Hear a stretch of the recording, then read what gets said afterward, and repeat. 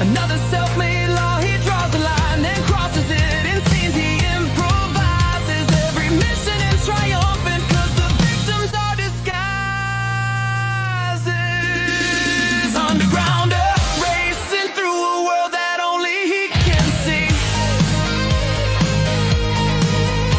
Undergrounder, built for danger that was never meant to be.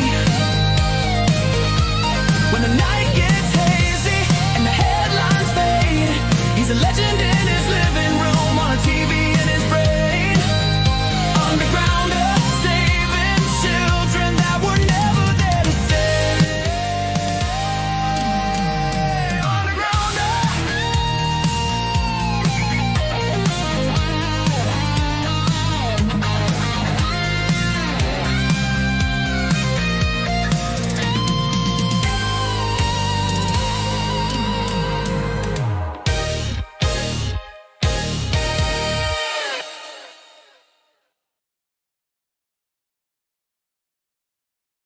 Nice.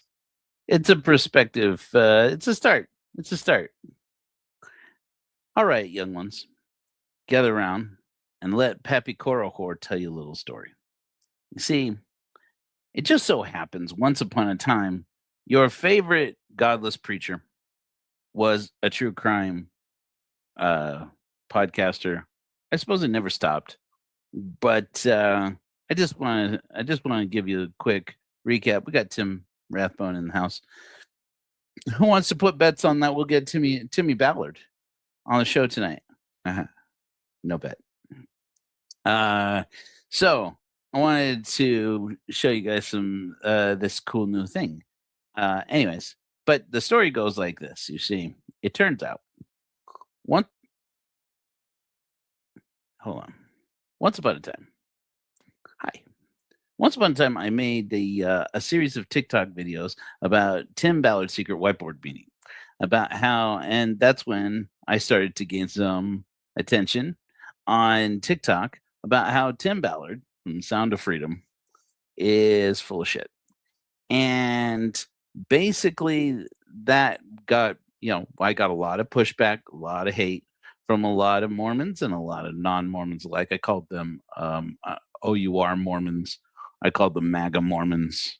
Because I called them Trump Mormons because they were all very committed to the idea that Tim Ballard and Donald Trump were, putting an end to trafficking in the world, in spite of the fact that every day, I said, every day they have an opportunity to prove that that's the case, and they don't do it. And every day the evidence keeps stacking up that they're full of it. And Operation Underground Railroad is going to collapse.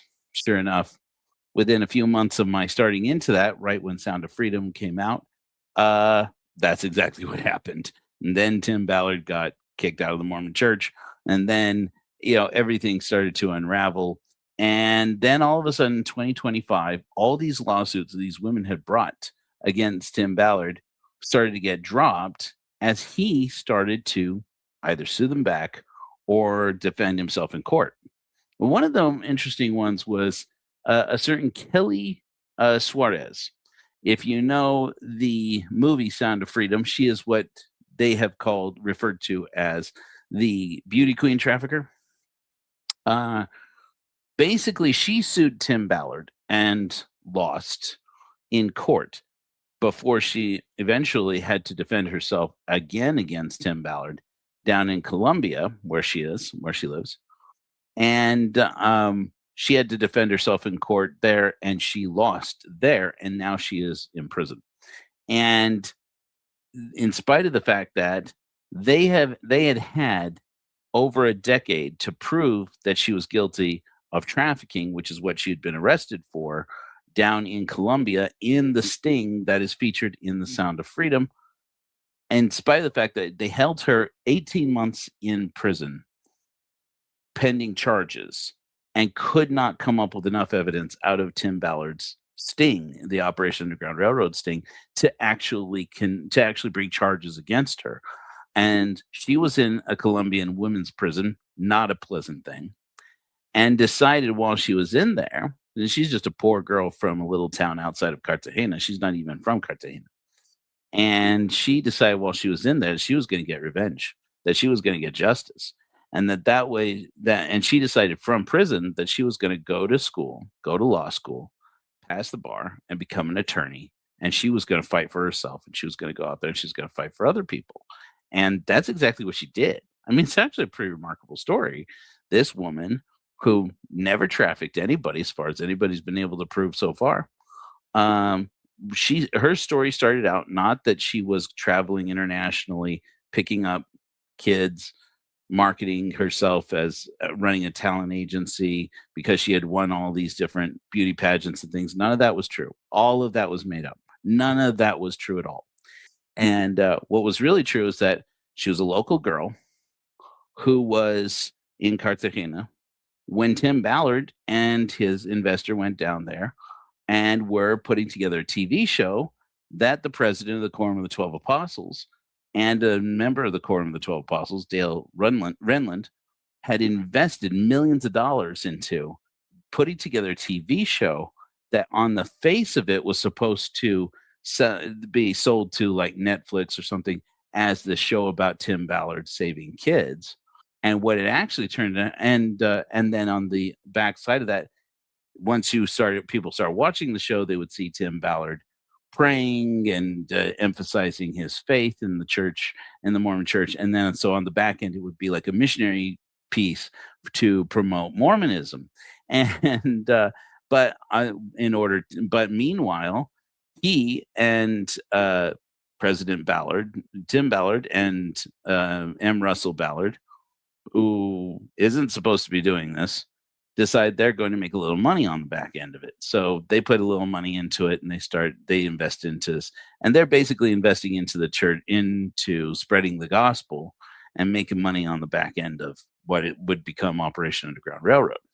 In any event, they pick up this girl and, as part of an operation where, they send out some Facebook ads, they put the word out there that they knew that there's this rich American coming to town and that he always wanted to have relations with somebody who was not of age, and especially someone who was black.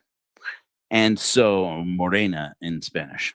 And so, this woman who was at the time 20, I want to say 20 years old, decided she could look younger. And if this billionaire coming to town willing to pay for this was willing to pay for it, he would maybe become his girlfriend and, she would get under his skin, get him to fall for her and happen to drop in casually that she lives in this small town outside of Cartagena. She and her mother don't have much, they barely survive. And boy, wouldn't it be great if she had an American sugar daddy to help her out. And your wife doesn't need to know. Family back in America doesn't need to know. The church doesn't need to know. But maybe help a girl out. A girl helps you out. And just happens to be a 20-year-old young woman who is willing to play out this fantasy for him. So she goes to this party marketing herself as being the girl that Paul, the man we know everybody calls Pablo in this television show. He ends up being Paul Hutchinson. No, he always was Paul Hutchinson. And Paul Hutchinson, Mormon trader, securities trader, or what do you call it? Like a hedge fund manager. And so he gets down there, he meets her, and then they do this sting operation. She gets thrown to the floor with everybody else, and she gets arrested. She was able to prove later that they had arrested her, not because they suspected her of trafficking, but because they were looking for a woman named Nina. And there were these text messages going back and forth about a woman named Nina. And she's like, I don't know who this Nina person is, but it's not me. My name is Kelly Joanna Suarez, Moya, in any event. So but in the movie, there's this woman who is a Miss Suarez. And Tim Ballard and the team, they wind up telling people this woman is a real person. This woman in the movie is a real person. And it's like she's like, and Kelly Suarez is like, well, I don't know who that Nina person was that I'm being mistaken for, but I'm not Nina, I'm Kelly. And he starts telling people, well, the producers of the film and Tim Ballard, the narrative around the film, let's call it that way. Let's say it that way. The narrative around the film is this is a true story based on true story about this woman and and trafficking. A few liberties may have been taken in the story to protect the innocent, the stories of the innocent and so forth. But it's the nut of it, the core of it is true. It's based on something that Tim Ballard really did to save these children from trafficking that this woman had brought in, and turns out not a lick of it is true.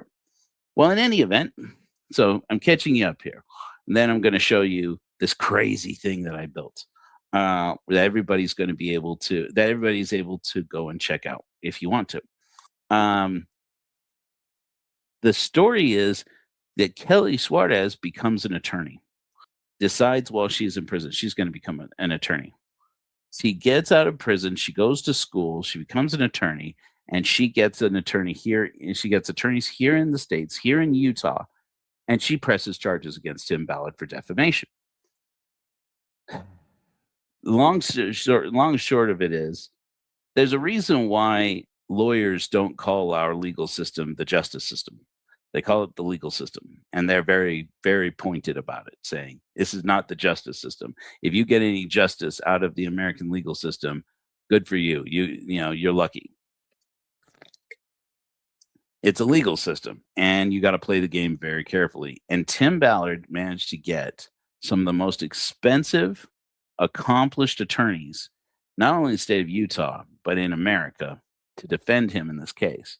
And they were able to go before the Utah Supreme Court and explain that Tim Ballard never defamed this woman or claimed that she was the so-called beauty queen trafficker. And you can watch the actual hearing, and it's remarkable. It's long. So I'll show you, maybe by the time we're done here, I'll show you where you can go and find it. But you can actually watch this hearing, and it's remarkable the dance that they play to show that the prima facie evidence or prima facie case doesn't add up. Or in other words, that because this one thing Kelly Suarez doesn't prove in the eyes of the court and the state, because she doesn't prove this one thing, all the rest of her case falls. And the one thing that that they say she didn't prove was that the Tim Ballard in the movie Sound of Freedom was in any way based on or coordinated by Tim Ballard, the man in real life. In other words, Tim Ballard's defense was this movie Sound of Freedom is bullshit. It's not true. It's not about me. It's not based on me. It is loosely inspired by something like me. I don't have contact with the filmmakers. The filmmakers just made up all these stories. And this character, it couldn't possibly be Kelly Suarez. And even if it were inspired by Kelly Suarez, it's not inspired by her because of anything that I said or did. So don't put on me what the filmmakers did. And he basically threw on the filmmakers that, well, I don't know, if they're saying that that's Kelly Suarez, then that's what they're saying, even though there's abundant evidence that that's exactly what Tim Ballard has been saying to QAnon people, to, at Trumper conferences and rallies and things. Tim Ballard's been putting that exact narrative out there since before Sound of Freedom was released. But he was able to convince the court that he had no financial stake in the movie. He had no creative input in the movie. The movie cannot possibly be defamation of Kelly Suarez Moya because the movie's bullshit.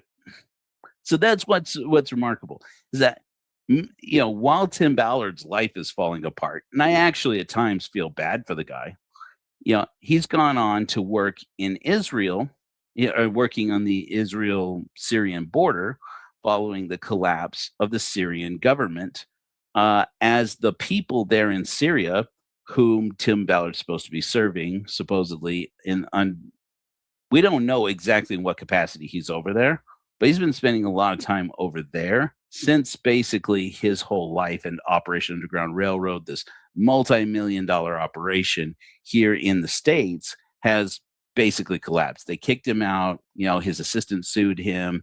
Right now in the Utah legal system, somewhere in the police department, there's a forensics unit that has the skirt of one Celeste Boris. Can I say Celeste Boris? If I say Celeste Boris, I'm sure that she is not thrilled about it. And I'm just going to say it again, Celeste Boris, because what Celeste Boris did took guts, it took courage, and the fact that Tim Ballard was able to sue her out of making her claims against him, was basically able to outlast her in court because he had somebody's money, maybe his, maybe somebody else's, I don't know. And he was able to sue her out of court, basically, just basically, can convince her and her family, you don't want to mess with me. I can draw this out and we can make it last as long as we need to, is the impression that we're getting allegedly from the outside. I don't know, but it's the way it looks to me, having followed this pretty closely.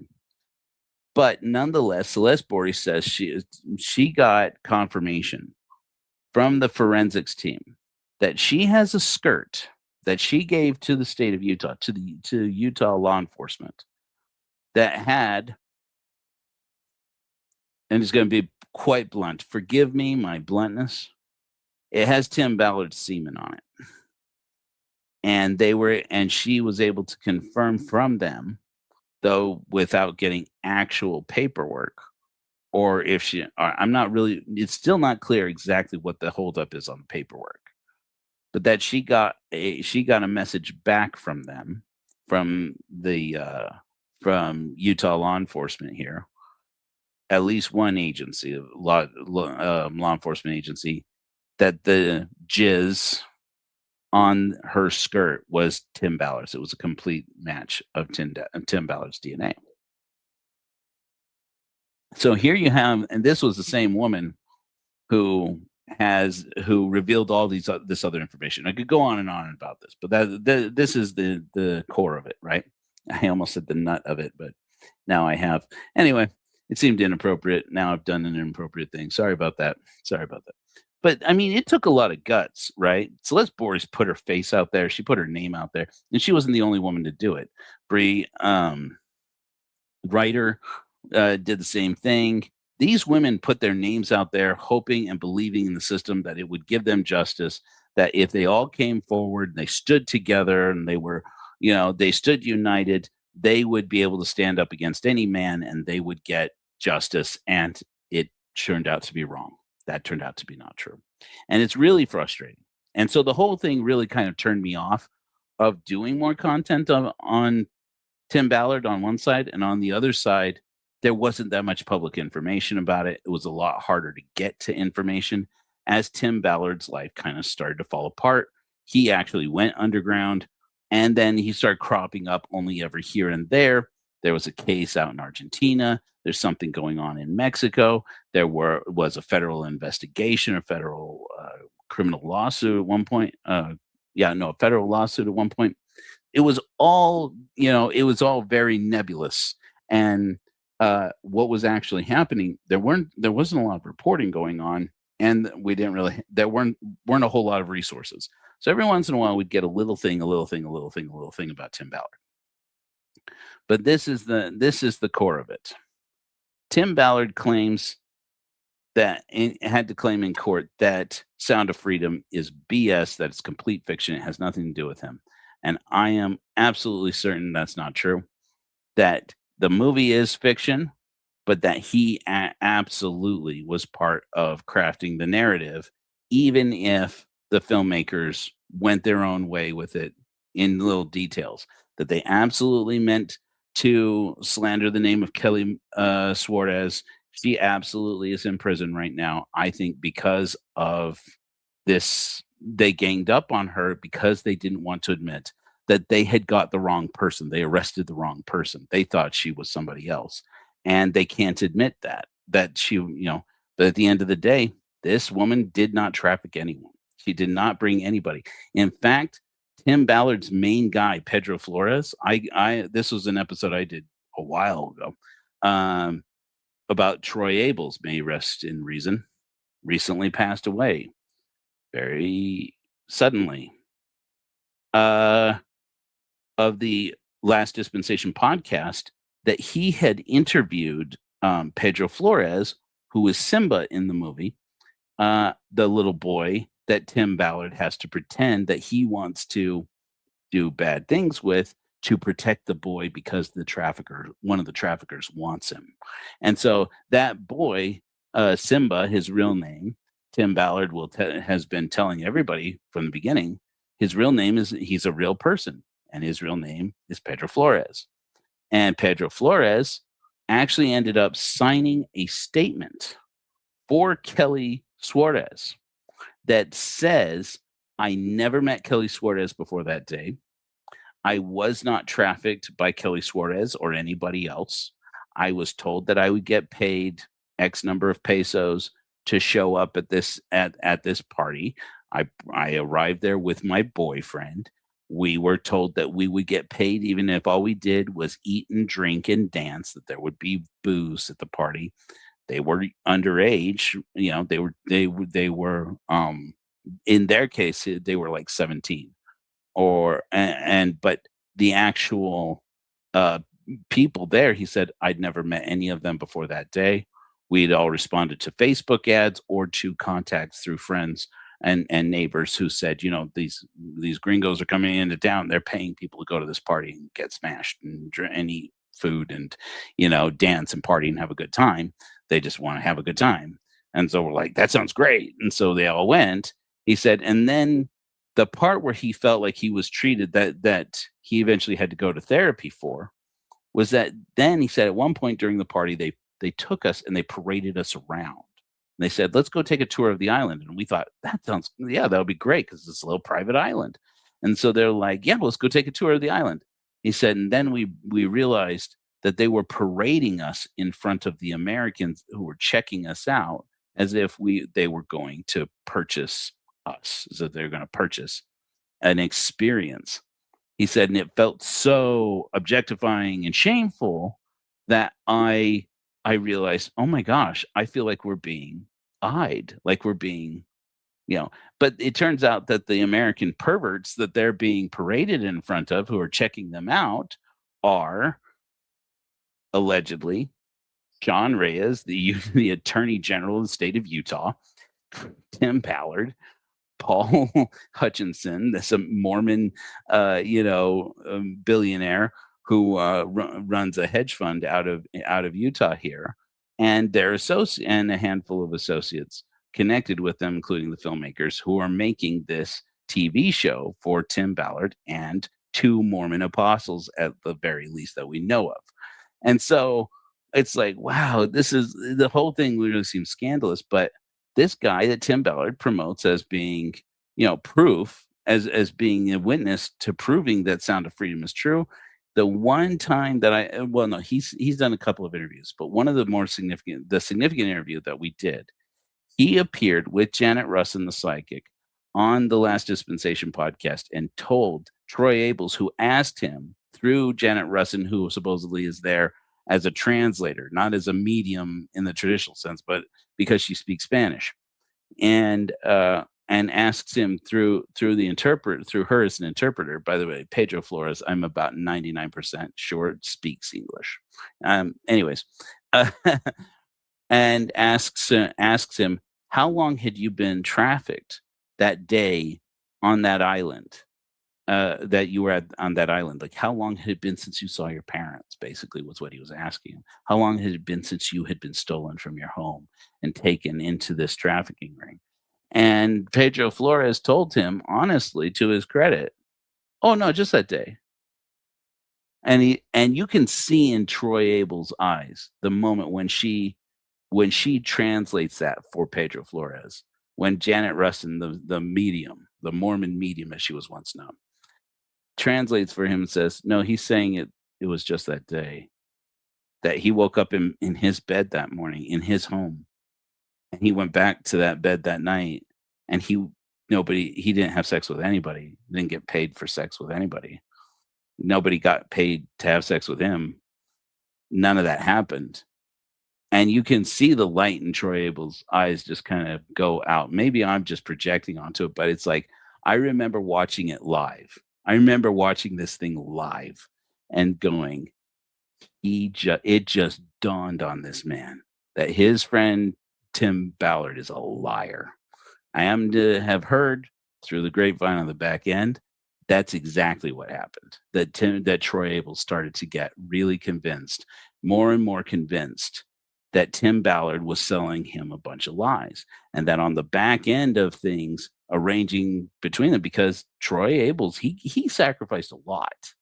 His audience, he used to say in his show, I know a lot of you are upset with me for sticking with Tim Ballard, but you got to understand he's my friend. You got to understand I believe him. If I lose followers, if you guys stop donating to the podcast, whatever, I guess that's what happens to me. But I believe in what Tim is doing. And then all of a sudden he stopped. He stopped making any Tim Ballard related content, shut down his whole YouTube channel, took all the Tim Ballard content off for a while, and he just and then started making content as if Tim Ballard just disappeared Tim Ballard from his podcast. And then after a while, he started doing more interviews with Tim Ballard and Catherine Ballard and coming out with little documentaries, as he was calling them. And he started getting back into it. Well, it turns out Troy started to go back and forth and back and forth and back and forth about whether or not he believed Tim Ballard. At least that was the appearance of it.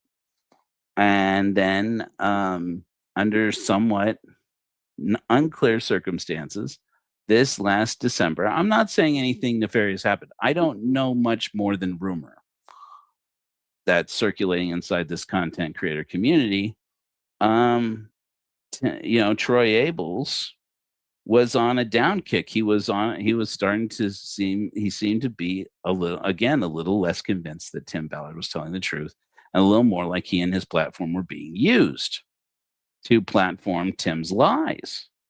And then he died. And it was all of a sudden. The next day, his wife and child posted a video saying, we all want you to know how much Troy loved you. And we know this is sudden shock, but Troy passed last night. And the public side of it, we don't know what else happened. Now, Troy used to always post that he used to always say, make little comments about how his health was not good. What else was involved? I don't know. But it was weird that it was all of a sudden. Either way, rest in reason, Troy Abels. But here's what I wanted to get to. Okay, so I set you all up for all that to talk about Epstein. When the Epstein files came out, I said, I know there's a story here, and I'm going to show you real quickly. I know that there's a story here about what you're seeing on your screen right now. Here, let me get over here. I'm going to just repopulate this. This right here, I'm just going to go ahead and put the link in the chat. By the time you people in the future, hello, future. By the time you people in the future see this, you will, hopefully this comes through in the chat. By the time you see this, I'll put this in the show notes or in the description. In any event, here, I'll put it up in a banner. The link, if you want to go through this for yourself, please don't break it. I don't know if you even can. You're going to want to go to korahor.org/Epstein-Ballard. That's Epstein-Ballard if you wanted to see it for yourself. I just wanted to make that available in case anybody wants to see it. I'm going to reload it here so that people can see what it looks like when it's fresh. So this is brand new. I still only have 142 nodes built into it. There are a lot of quirks to it. This is an app I have built myself. I'm just going to reload it here. But when it reloads, you're going to see that it loads like this. I'm just going to make sure that everybody can see this. Okay. It loads like this with this toggle button toggled on. You can toggle this off. It's going to look a little bit messy here, what you're looking at, because I, this is what I'm trying to get at right here. You see these crimson lines? They're like string and push pins on like a conspiracy theorist board. This is as conspiracy theory as I go, friends. Okay. This you can actually turn off by just hitting close mutual. Close mutual on, close mutual off. This is the most important information, and my aim is within a few weeks to have 1,000 or more people in here who are what I call the 6 degrees of Epstein Ballard. That there's got to be some people orbiting in the same orbit. And I'll tell you exactly why. Why I say so. I'm going to turn the close mutual back on. When the close mutual toggle is on, that means you are seeing only people who are within 1 or 2 degrees association of both Tim Ballard and Jeffrey Epstein. Some of them won't surprise you. For example, probably the biggest one is Donald Trump. We know that Jeffrey Epstein was close to Donald Trump, and they had many mutual associations. We now know, because of Jamie Raskin, that in the unredacted Epstein files, Donald Trump's name came up not just more than once, not even 35,000 times, that it appeared in a search that he did of the unredacted files over 1 million times. He's just about the most dirty person in the Epstein files at this point, with maybe the exception of Ghislaine Maxwell, and even then, or Woody Allen, which is shocking how, as I've been going through the Epstein files, how Sunyi Previn and Woody Allen come up again and again and again. But then there are other people who it's shocking. Not all of them Republicans. As a matter of fact, a lot of them very much significant notorious Democrats. So this thing is totally filthy. It's totally dirty. But okay, so we know that Donald Trump is in there. Some other associations, though, I got to give props, by the way. Again, some of you have heard me say this. The one that I didn't realize until last week, it wasn't even on my radar. Wasn't it last week? Was Alan Dershowitz. Even when Kara Burrell and Ryan Fisher on the Timmy Did What podcast showed that interview where Tim Ballard defended the Epstein list when he was asked on this Israeli podcast. Well, I don't know. I don't know much about the podcast. They're like a pro-Israel podcast anyway. I don't know. I don't know anything about it. I believe in the right of the state of Israel to exist. That's my personal feeling. I also think that what Netanyahu is doing in Gaza is terrible. That's my personal opinion. I think it is genocide. That's my personal opinion, and I don't require anybody to share it. But that has nothing to do with this. The very clear fact, Alan Dershowitz, who is a hawk for Bibi Netanyahu's government, he and Tim Ballard apparently are associated. And Tim Ballard's been over there working again on the Syrian-Israeli border and bragging about how the IDF or he doesn't say Mossad that I've ever heard him say that he has contacts in the Mossad or whatever, but that somebody inside the Israeli military is giving him access they don't give to tourists. So how closely tied is Tim Ballard to Netanyahu's government? I don't know. None of this. But when he was asked by these guys, they're like, you're an anti-trafficking expert, right? And the Epstein files just dropped. What's your opinion of the Epstein files? And he said, and particularly they had asked him, what do you think about this business about Trump promising all these people, his supporters, that he was going to release the Epstein files? And then he delayed it.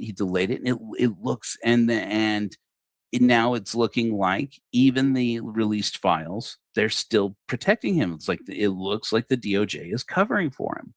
And and they're like, you're close to Trump. You know trafficking. Tell us, oh wise Tim Ballard. Tell us the sound of freedom, Tim Ballard.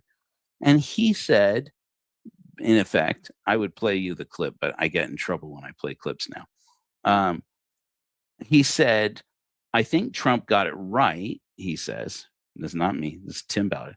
He said, I think that Donald Trump got it right when he said that too many innocent people were going to get fingered by the release of these files.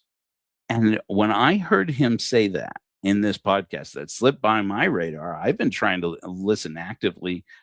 This one went right past me. Kudos to Kara and kudos to you, Nuance. I've told her this in person, or I've told her this directly. I've told her this. I've said this about her every time. Nuance, she's doing the Dark Lord's work here. She's getting it right, and I'm proud of her. I think she's great. I was content, honestly, to let her take the Tim Ballard beat and just run with it.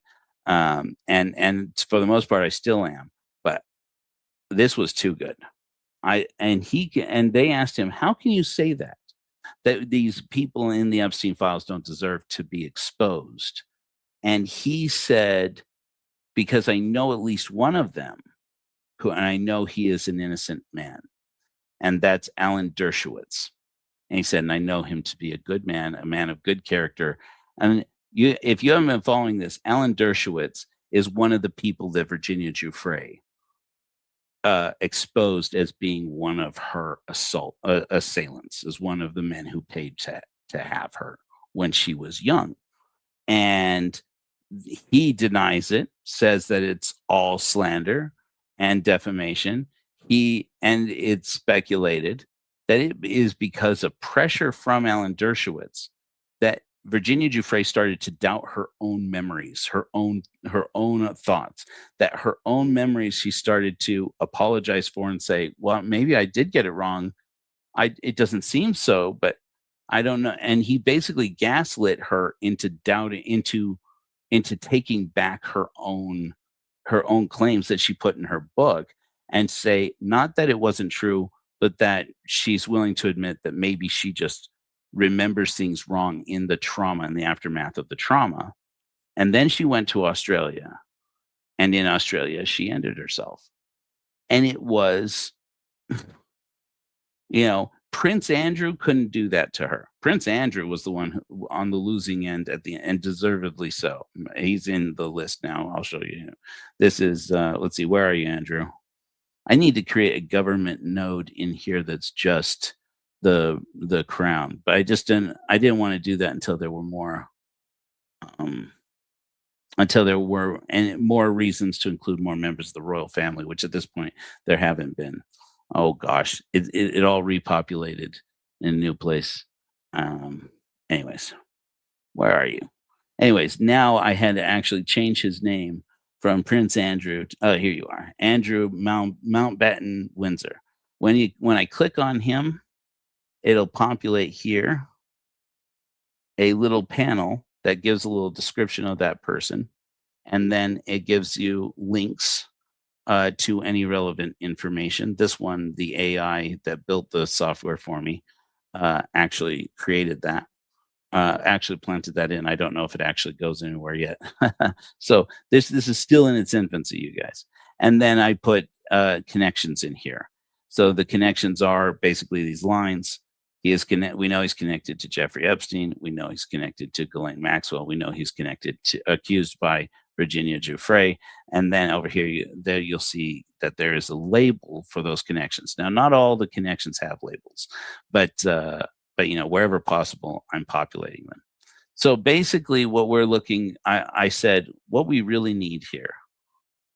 So we know that Tim Ballard is connected to Jeffrey Epstein through Donald Trump. That's two first degree associations. But Alan Dershowitz is the same thing. And I went, okay, that's two people that Tim Ballard is within 1 degree, that put Jeffrey Epstein at 2 degrees with Tim Ballard. Now, I don't have any good reason whatsoever to think it gets any closer than that. I'm not suggesting even slightly that Tim Ballard is affiliated directly with Jeffrey Epstein, nor do I really believe that to be the case. But that he is directly connected into the same network as Jeffrey Epstein.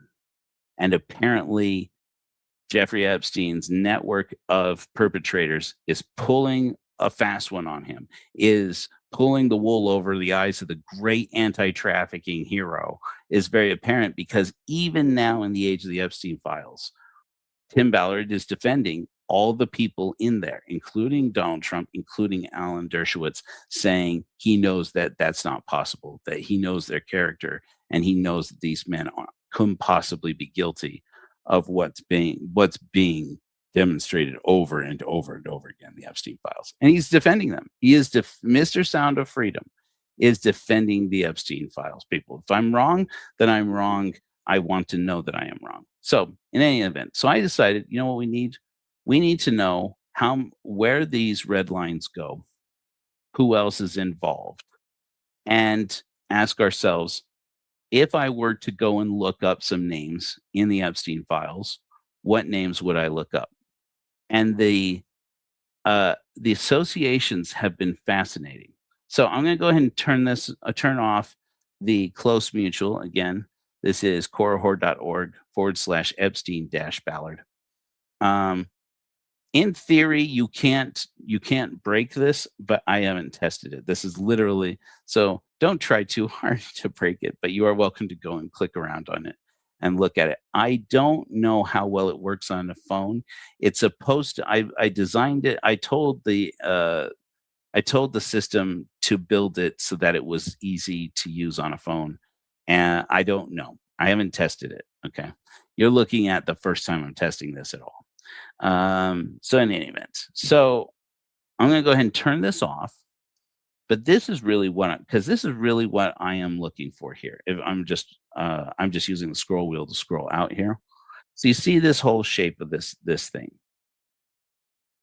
I am confident that there are more connections between Tim Ballard and Jeffrey Epstein than one would believe and normally believe.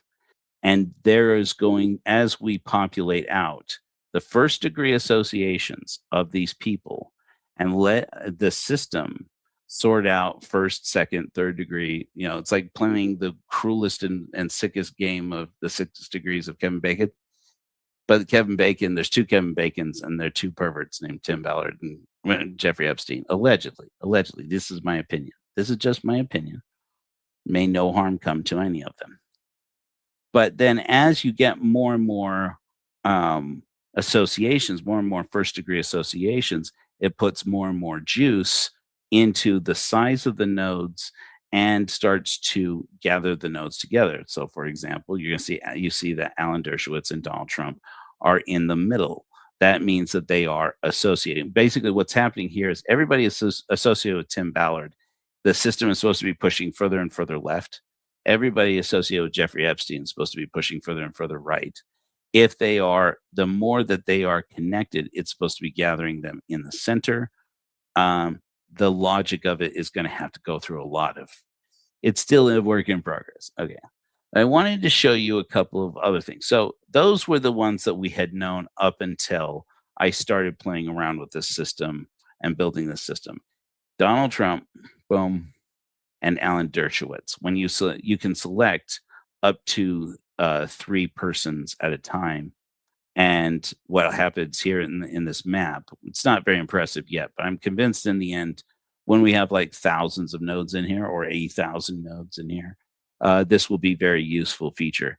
It's showing you all of the people who are within 3 degrees of the nodes that you have selected. And that can be a person like Alan Dershowitz in this case, or it could be an association or an organization. I mean, like here you have the second Trump administration, and let's say you want to find between the second Trump administration and Harvard University.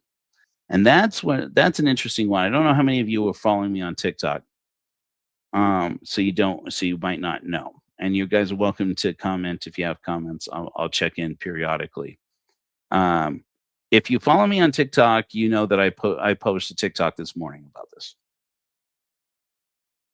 But the Mormon Church just announced yesterday their new apostle.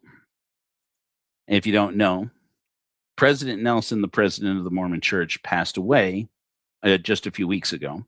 The Mormons have just now ordained their new prophet, President Dallin H. Oaks, and that left a vacancy in the Quorum of the 12 Apostles. I have the Quorum of the 12 Apostles here. It's not very full. Let's see here. Where's LDS Church?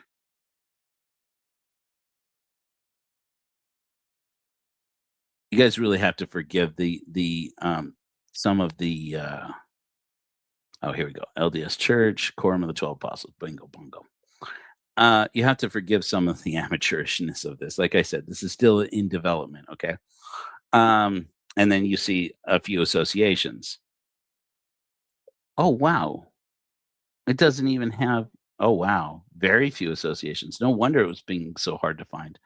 I just barely put the Quorum of the 12 Apostles in as its own thing. Before that, I had just associated everything with the LDS Church. In any event, so you see in LDS Church, you're going to see basically people who are prominent Mormons, and not necessarily all official members, official leaders or clergy of the Mormon Church. But you're going to see M. Russell Ballard is in there, Dale Renlund is in there. Of course, you got Tim Ballard. Anyways, and you got this guy, Clark Gilbert. Clark Gilbert is now the new person filling that vacancy. He was just appointed yesterday.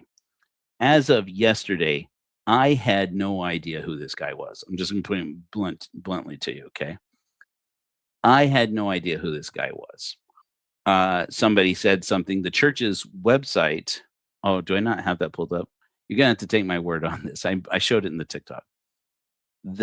On the church's website, they made an announcement that said that he had worked at BYU, Idaho, and prior to that, he had taught he was an administrator at BYU, Idaho, and also he had been in charge of Deseret News at one point, and the church's media arm. And then before that, though, before he was an administrator at BYU, Idaho, he had been a professor at Harvard Business School. But that he had come to BYU, Idaho, because it had always been his dream to teach at BYU. That may actually be true. Anybody who knows BYU, Idaho knows that's ridiculous. That's a pretty ridiculous dream. I mean, even with everything we've learned about BYU, Idaho, or everything we've learned about Harvard, I mean, to decide Harvard Business School is no good, where your real dream is to teach at BYU, Idaho, that's absurd. Anyways, so I said, but that's interesting that he taught at Harvard. When did he teach at Harvard? Let me just go ahead and pull up. Let's go ahead and pull up our boy, Clark Gilbert. Here he is. Clark Gilbert taught at Harvard, at BYU, Idaho, from 2001 to 2006. And that really got my attention today as I was filling out all these other notes. I had no reason to want to put this person on this matrix, to be blunt with you. And I said, wait a minute, he worked at Harvard between 2001 and 2006? That's curious. Because in 2001 to 2006, Larry Summers was the president of Harvard University. So that meant that the new apostle worked at Harvard at the same time as Larry Summers, who, if you don't know, as president of Harvard University, was during that time, he was just about one of the dirtiest people in the Epstein files. Like, they maintained a long association, Larry Summers and Epstein, that eventually disgraced him out of politics, disgraced him out of the public eye, forced him, who knows how much of it had to do with his being forced out of the presidency at Harvard. He was, basically invited to resign from Harvard because he was so dirty. Not necessarily in the Epstein files at the time, the Epstein stuff at the time, because 2006, a lot of people still didn't know. The general public still didn't know about Epstein in 2006, but Larry Summers was involved in enough misogynistic and crazy crap that he was out. But during that time, this guy who's now the Mormon apostle was working there. And lo and behold, I said, okay, but he was just teaching there. It's not like he was a dean, and he wasn't teaching at Harvard. He was teaching at Harvard Business. And it doesn't necessarily mean that he had any association with anybody else in the Harvard group, which would be a good thing because I'm going to come over here to Harvard University. Harvard University is chock full of Epstein file connections, namely Alan Dershowitz, who had taught there for about 60 years. And his assistant, who kept coming up in the Epstein files, is a woman named Sarah Neely. I kind of went down a rabbit hole, by the way, on Sarah Neely. I have to apologize to her because I happened to mention to somebody, "Oh, I'm telling you, there's a Mormon connection with this Sarah Neely person." Neelys are Mormons. I'm like, I went down this rabbit hole. I found her Instagram because in the Epstein files, Jeffrey Epstein got an email from Twitter saying that Sarah Neely had followed him, and I was able to pick out of the string what her username was. I'm like, oh, I'm going to find it. So basically, she started sending him emails on behalf of Alan Dershowitz. And these emails, one of them was, a woman called in looking for your personal contact. Now, mind you, this woman doesn't work for Jeffrey Epstein. She works for Alan Dershowitz, and not at one of his law firms he's worked for or associations, and not personally for Alan Dershowitz. She works for Harvard University, for Harvard Law School. He was an assistant for Alan Dershowitz at Harvard Law. And she gets mentioned in depositions where he is frequently asked about his associations with Epstein or with others. And he has to, and they say, "You sent this information to Epstein?" He said, "Yes." And they say, "You personally?" He'd say, "No, my assistant, Sarah Neely." And so I'm like, oh my gosh, if this woman turns out to be Mormon, we may have a connection. I was able to take her username, which, by the way, her Twitter doesn't exist anymore, plug it instead into Instagram, and I found her on Instagram. And she appears to have left at the same time that this fiasco with Jeffrey Epstein really started to take off with his doing these island parties. And right around that time, or somewhere in the early 2010 era, she appears to have left Harvard University. All of her Instagram is posts about dogs. And so I'm a little endeared to her already. I'm like, oh, she loves dogs? That's great. I'm about getting dogs adopted and stuff. She loves dogs. I'm like, oh, no, that's going to be hard for me to dislike you when I find out that you're dirty in the Epstein files. And I'm like, I'm looking for this Mormon connection, right? Because I know Neelys who are Mormons. And anyways, long story short, what I learned from her Instagram is she hates Donald Trump. She's aggressively pro-choice, a feminist, and she at one point either volunteered with or worked for, in the last couple of years, the minority whip in the House of Representatives. She works for the Democrats now, or she did at some point. She doesn't post her work, and she does Tough Mudder, and she does weightlifting on a regular basis. And frankly, the more I look into her, I was looking into Sarah Neely, is the more convinced I became, this is a bad bitch. This woman is pretty freaking awesome, actually.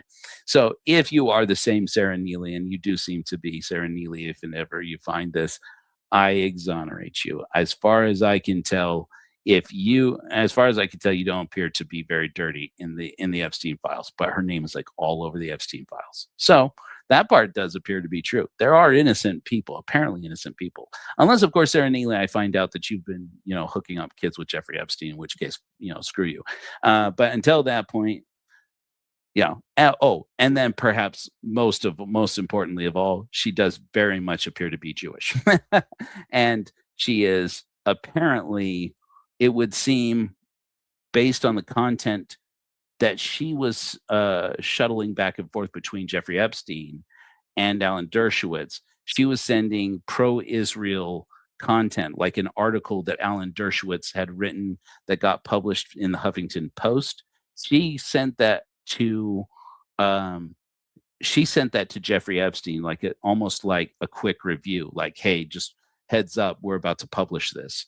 And so here you have, during the time period, the same group, the same people who worked with Larry Summers when he was president of Harvard, and at the same time were there at Harvard at the same time that this guy who is now the um, the new Mormon apostle, and many people are gathering based on the age of his predecessors, likely to be in the next 10 years the prophet of the Mormon Church.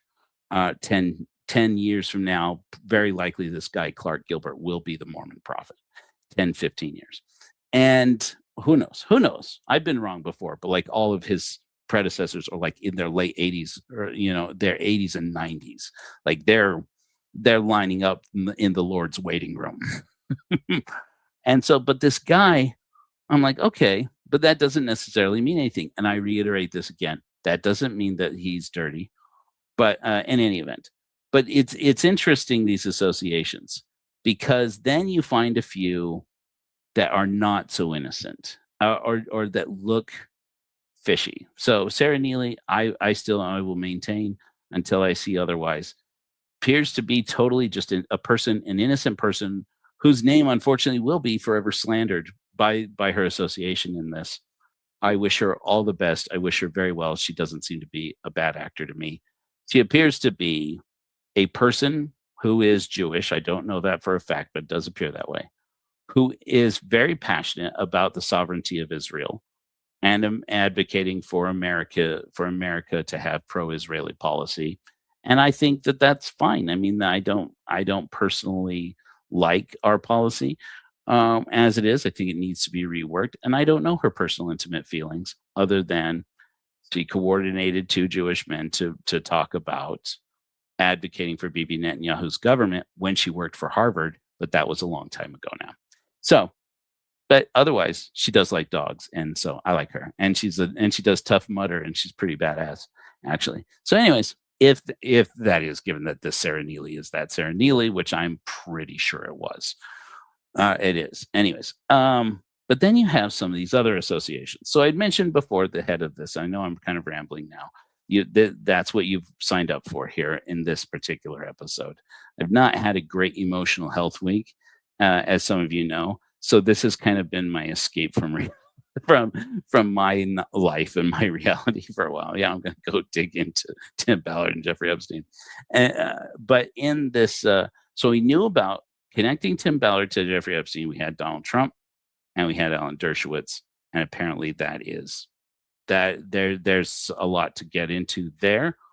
But interestingly enough, you see next to Alan Dershowitz, let me zoom in here. Currently under Alan Dershowitz, don't hold me to this in the future. All of this will change as I figure out how to make the app organize things and place things a little better. But currently, you'll see next to Alan Dershowitz is this name, Kim B. Clark. Kim B. Clark is the person, if I zoom out a little bit, you'll see among his immediate. So when you select somebody, I should explain this. When you select somebody in this interface, the darker nodes, like the first person will turn up blue, and then their associations degrade in the shade of blue down to lighter blue based on if they are first, second, third degree, etc. So you'll see right away that Kim B. Clark, who currently is an emeritus 70 in the Church of Jesus Christ of Latter-day Saints, but you'll see that he is connected to Harvard University, Clark Gilbert, that's the new elder, the new apostle in the church, and BYU Idaho, Quorum of the 12 Apostles, LDS Church, Those are the associations he's most closely connected to. And that's because that 2001 to 2006, after Clark Gilbert graduated from Harvard Business School and stayed there teaching at Harvard Business School, he reported to Kim B. Clark, who was the dean of Harvard Business School, which means that he reported to Larry Summers.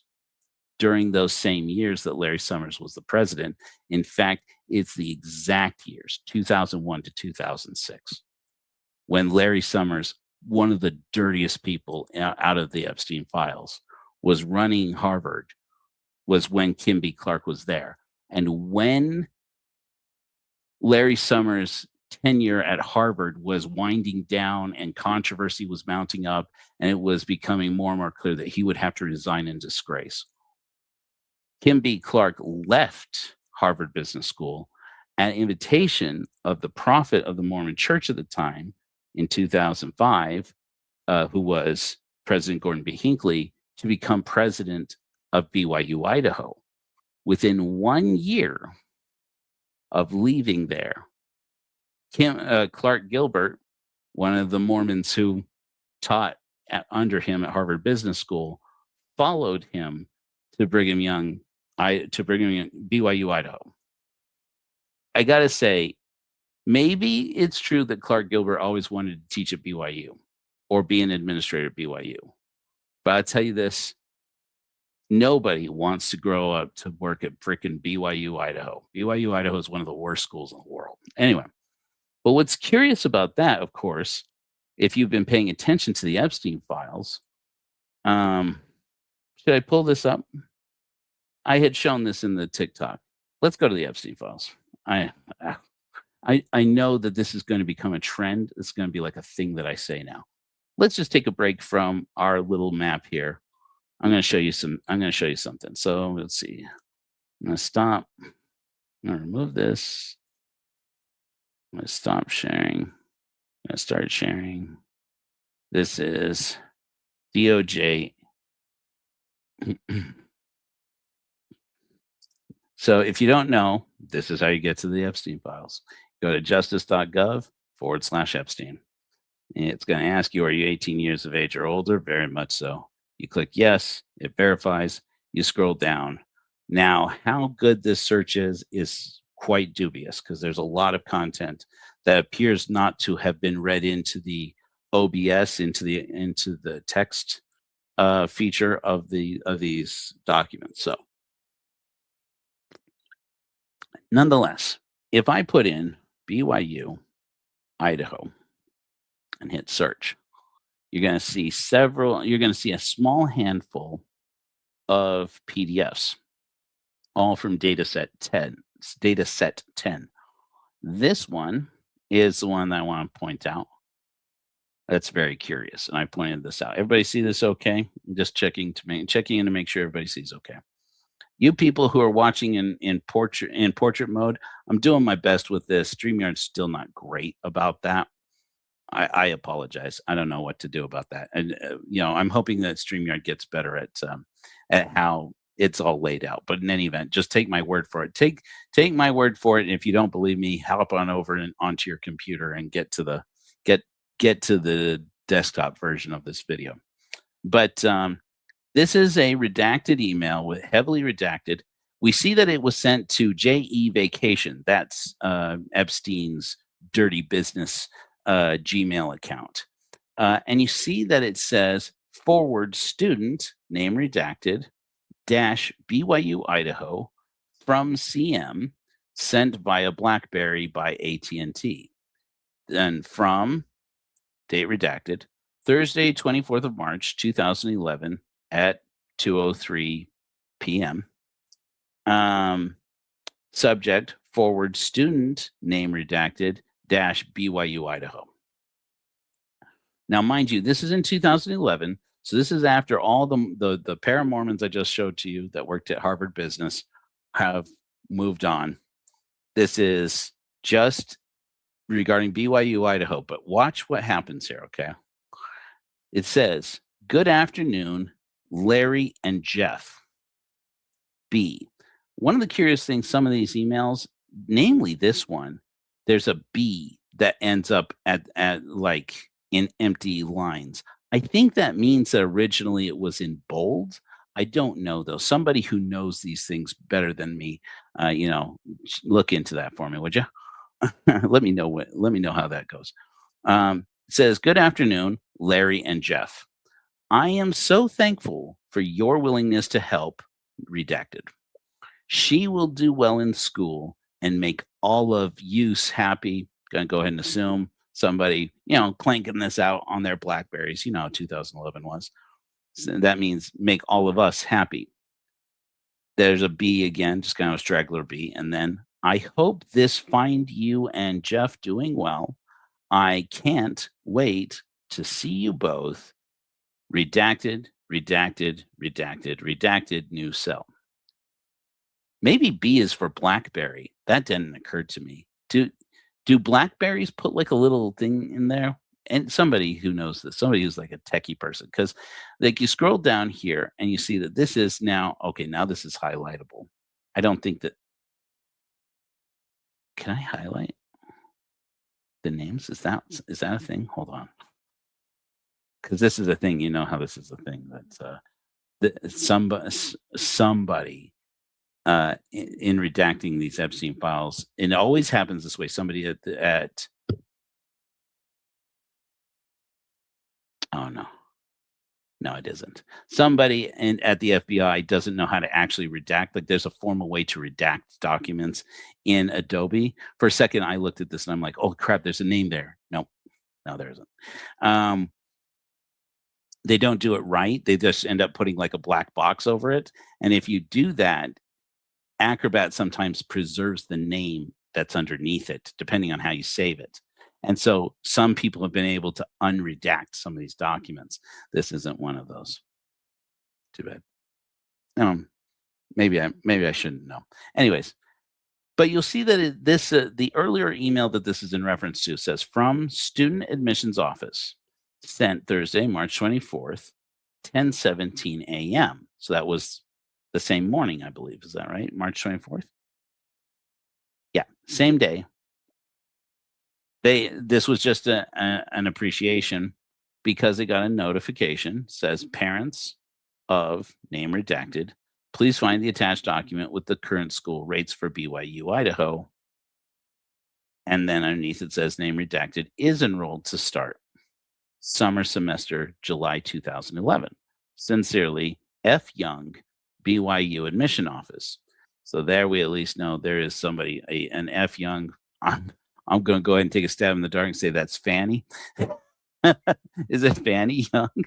In any event, if you are Fanny Young and used to work at BYU Idaho as admission office, first of all, can I have a talk with your parents? That's terrible.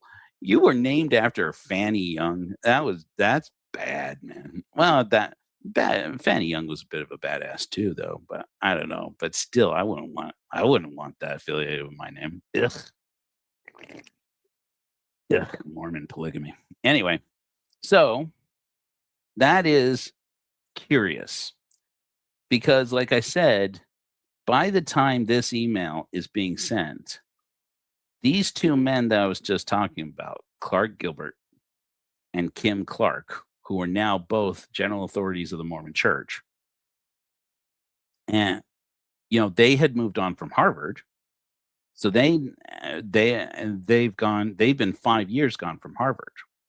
But that's because at that time, 2011, when this email is sent, they are both in the administration at BYU Idaho. As I said, probably nothing, but put it in the list and run it through the Epstein files. See where it comes out. Again, I can't stress this enough. Let me go ahead and pull this down, or maybe we should keep this up. Do you guys want to see more Epstein files? I was thinking I could show you some more Epstein files. I guess I've shown you. No, let's put that on the back burner for now. So I'm going to go ahead and take off the files. I'm going to stop screen. If we have time, we'll go back to some Epstein files. I want to try quitting here in about 50 minutes and go for a 2-hour stream today. But I want to go ahead and start share screen on our Epstein Ballard matrix again. Okay. So again, this is pure speculation. We're just looking for interesting names and interesting things to run through and see how there may be associations that we can look up through news searches and or Epstein files, etc., and see how are these worlds connected. For example, as I said, Alan Dershowitz. Tim Ballard we now know says he knows Alan Dershowitz, but we don't know how. To the best of my knowledge, he's never said how he knows Alan Dershowitz. And I said, where are the moments that we know about where Tim Ballard might have met Alan Dershowitz and or other people in Donald Trump's arena? Now we know that Donald Trump and Tim Ballard are connected first degree because Donald Trump appointed Tim Ballard to an anti-trafficking advisory council, which means a whole lot of nothing. Also, I mean, it means that they've met. He also had a meeting with him at the White House, and he did an interview with Tim Ballard at his Bedminster golf resort. And that's where I started into this and said, I'm doing it. I'm going to build this app, and I'm going to figure out who the mutual associations are. And this is the reason why I say that. I knew that in the interview, the podcast interview on Tim Ballard's official podcast, that he was doing a screening of Sound of Freedom at Donald Trump's golf resort. And I knew that that meant that they were having some big meeting and that Donald Trump basically never went anywhere without his entourage, which means that there are a lot of people within Donald Trump's orbit.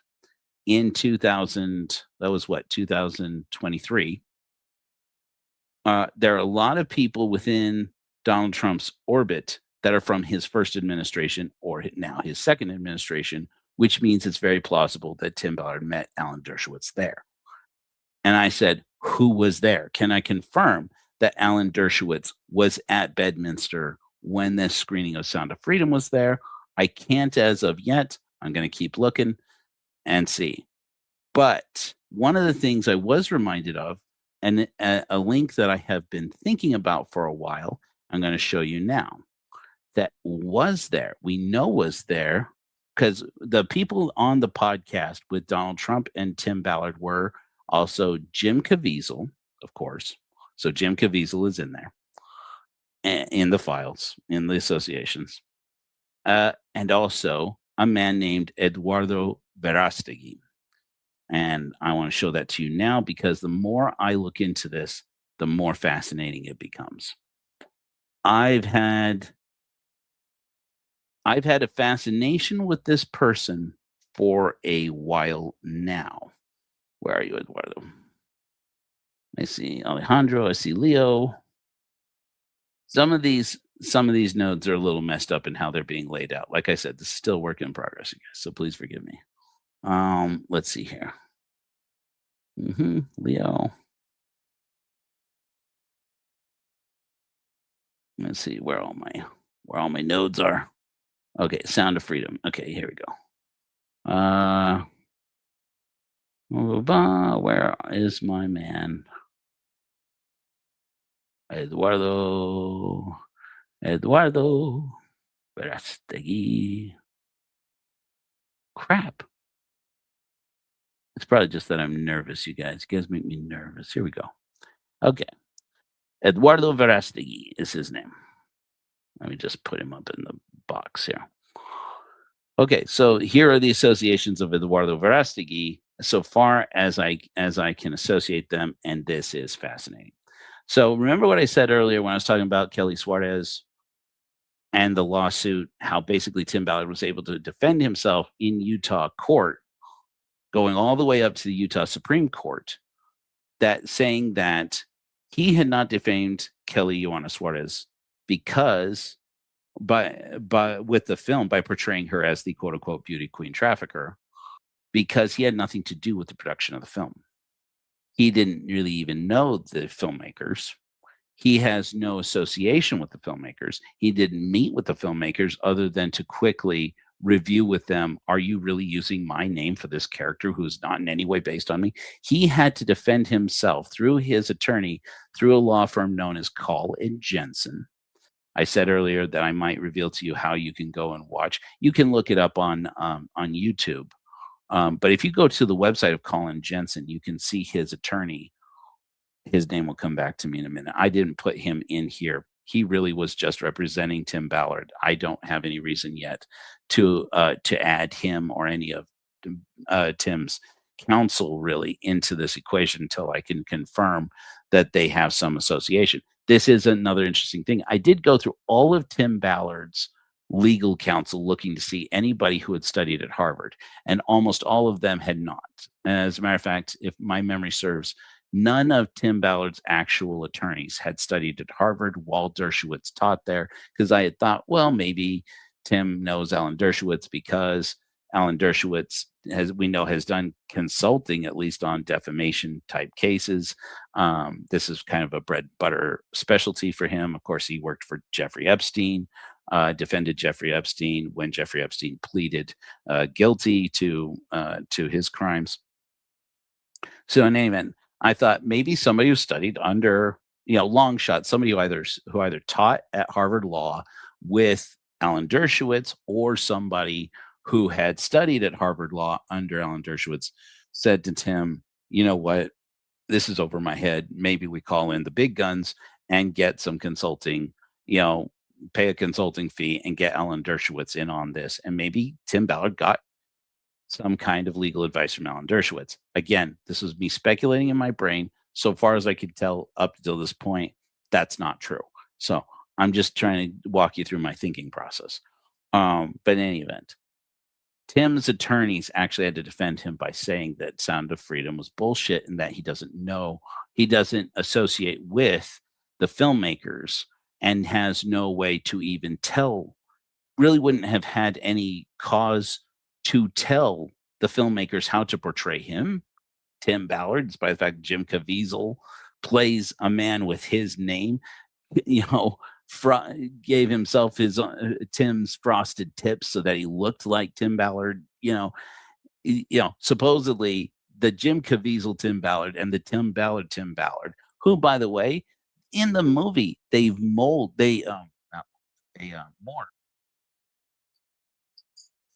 to Tim's face so that you can see an image of Jim makeup and hair, Tim Ballard's face, so that you see that they're the same person. And yet they were able to convince the Supreme Court. Tim never meant to, or never meant to allow, would not have allowed anybody to think that movie is based on him. What bullshit.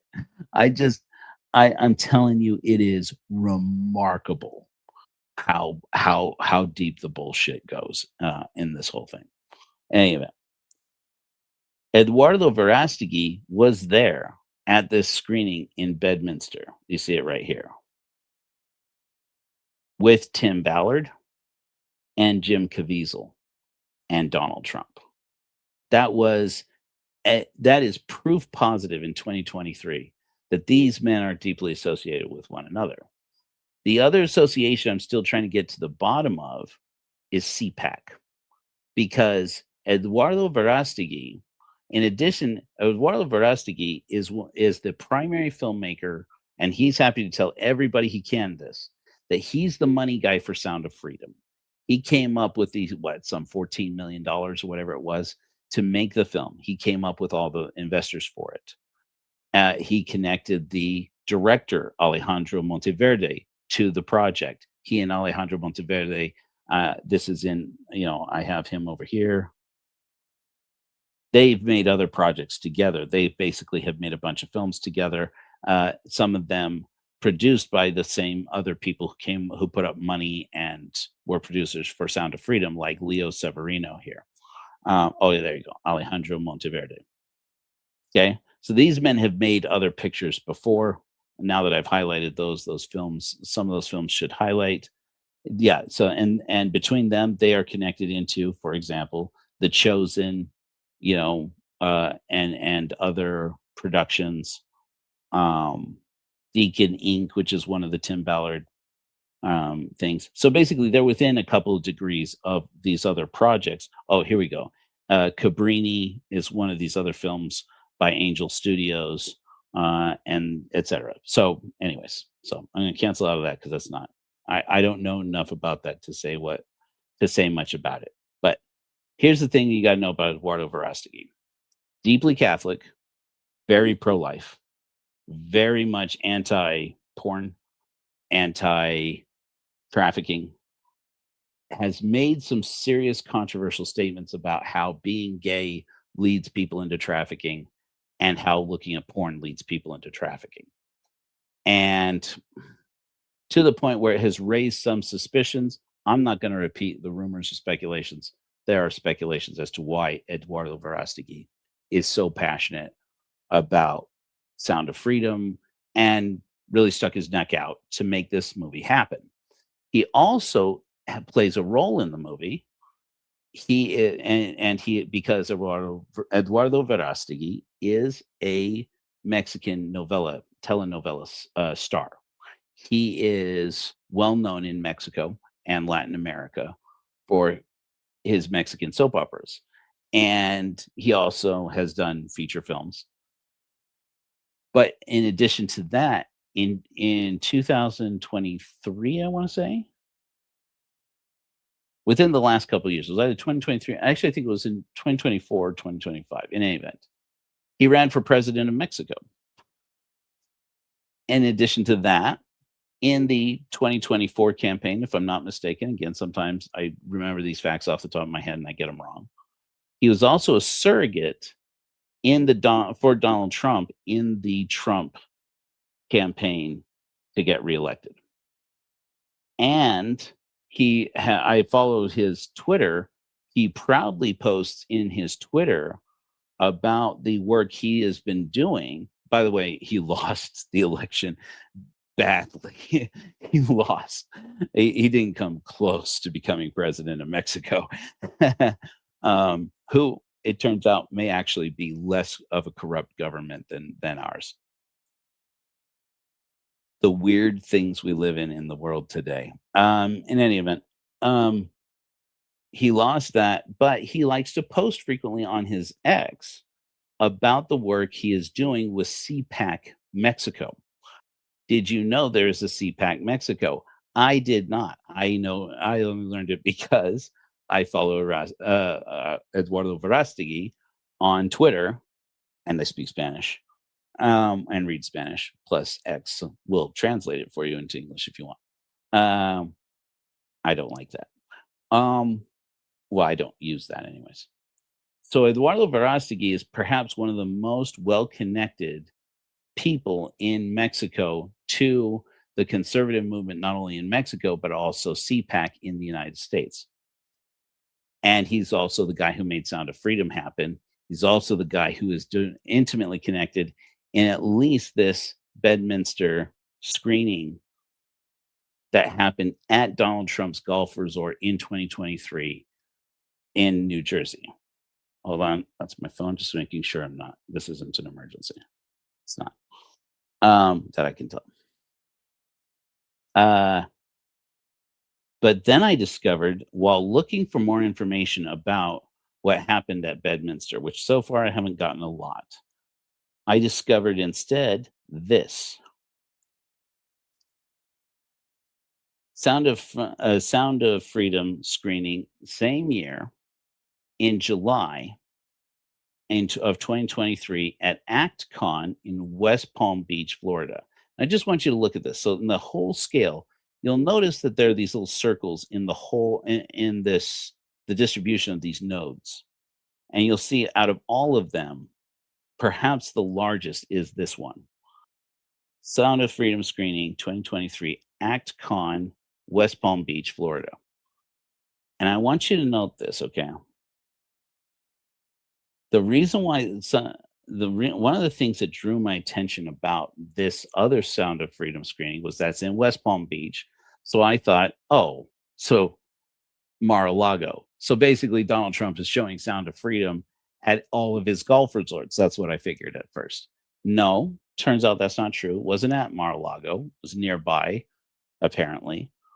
I don't know the full details of this yet, because once I found this out, what this actually was, it started taking up all my time, because this screening for Sound of Freedom is at ActCon, which was or T yeah, ActCon, which is a rally for Turning Point Action founded by Charlie Kirk.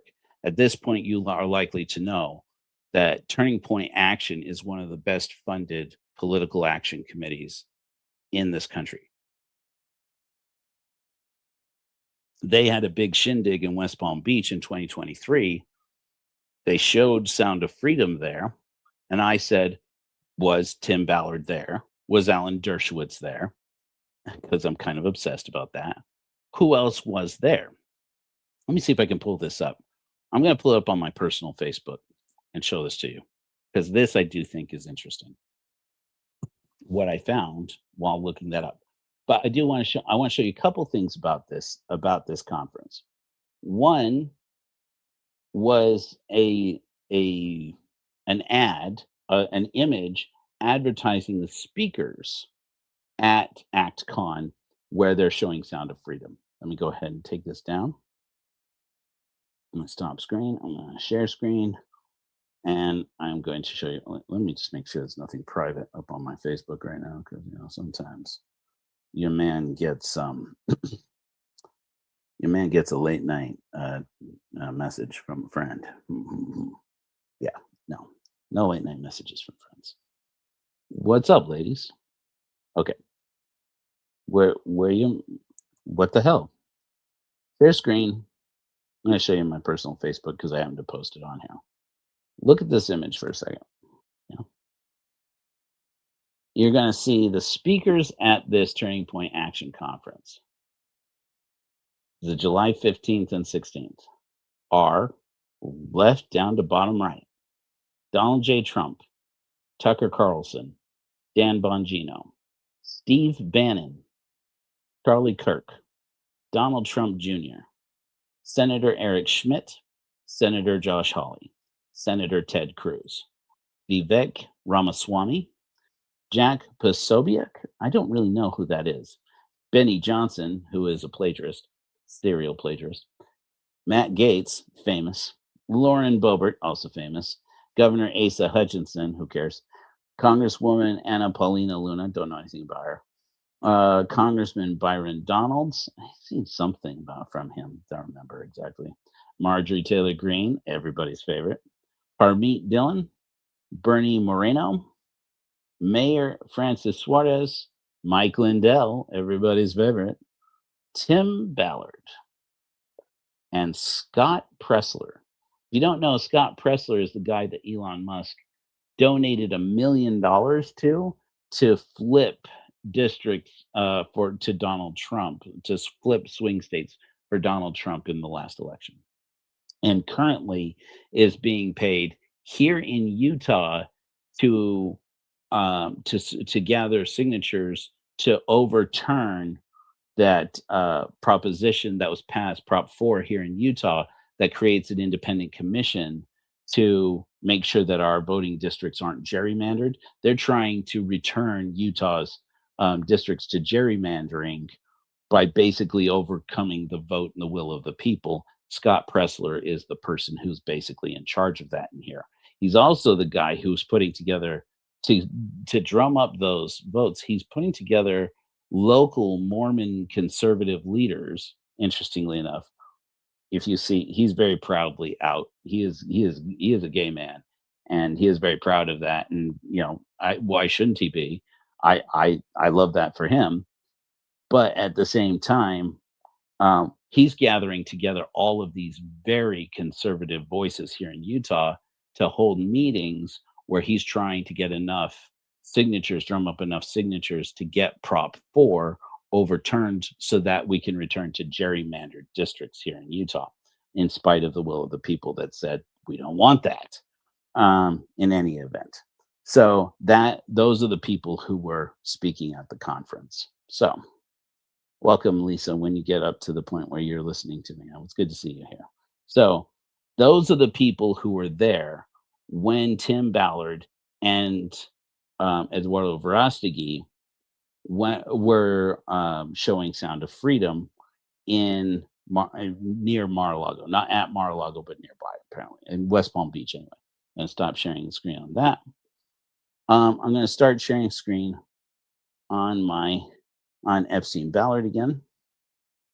And I want to do that because I want to show you one more feature I think is cool about this. Again, then we are at corahor.org/Epstein Ballard. I may put this behind the wall so that only members can get to it. But for now, my plan is to leave this up where anybody, at least for a while, where anybody can get to it. And then if you want to participate, there's a button at the bottom that says log into the agency and let's talk about it. Um, if you guys want to help us out, it makes a huge difference when people sign up, even if you don't get a paid account where you become a contributor for $48 a year. Uh, if you even just sign up as a friend of Corahor, so that we can get notifications out to you when we have initiatives, like if we're trying to raise funds or sell products in the interest of helping our unsheltered. The Church of Corahor is a church for godless people. Not all everybody involved is godless, but that's our primary mission. Um, and we have a mission where we go out and we serve people who are unsheltered, like Korihor was. No time to get into that if you don't know Korihor, but Korihor is our exemplar. We love him. I do, anyways. In any event, so we serve. I would ask if you want to be a part of this and help us out, and you can be patient because there's a lot of work to do, and I'm the only one doing any of the website work. Really could use a volunteer if anybody wants to volunteer to help us out with the website on the back end here, and not Nikki. Nikki, I love you, but Nikki, no, you got enough on your plate. If somebody else wants to help us out, I could really use some help. In any event, um, here on the website, I'm getting back on track here. If I click on Eduardo Verastegui, where were you, Eduardo Verastegui? There we go. You're gonna see, like I mentioned before, oh, it's not there. I got all excited to tell you this. You know what? I bet you it's actually in this one. Okay, yeah. If I click on, never mind what I just said. If I click on Sound of Freedom Screening 2023 ActCon in West Palm Beach, there's a link. My hope, by the way, is that this app is going to be useful.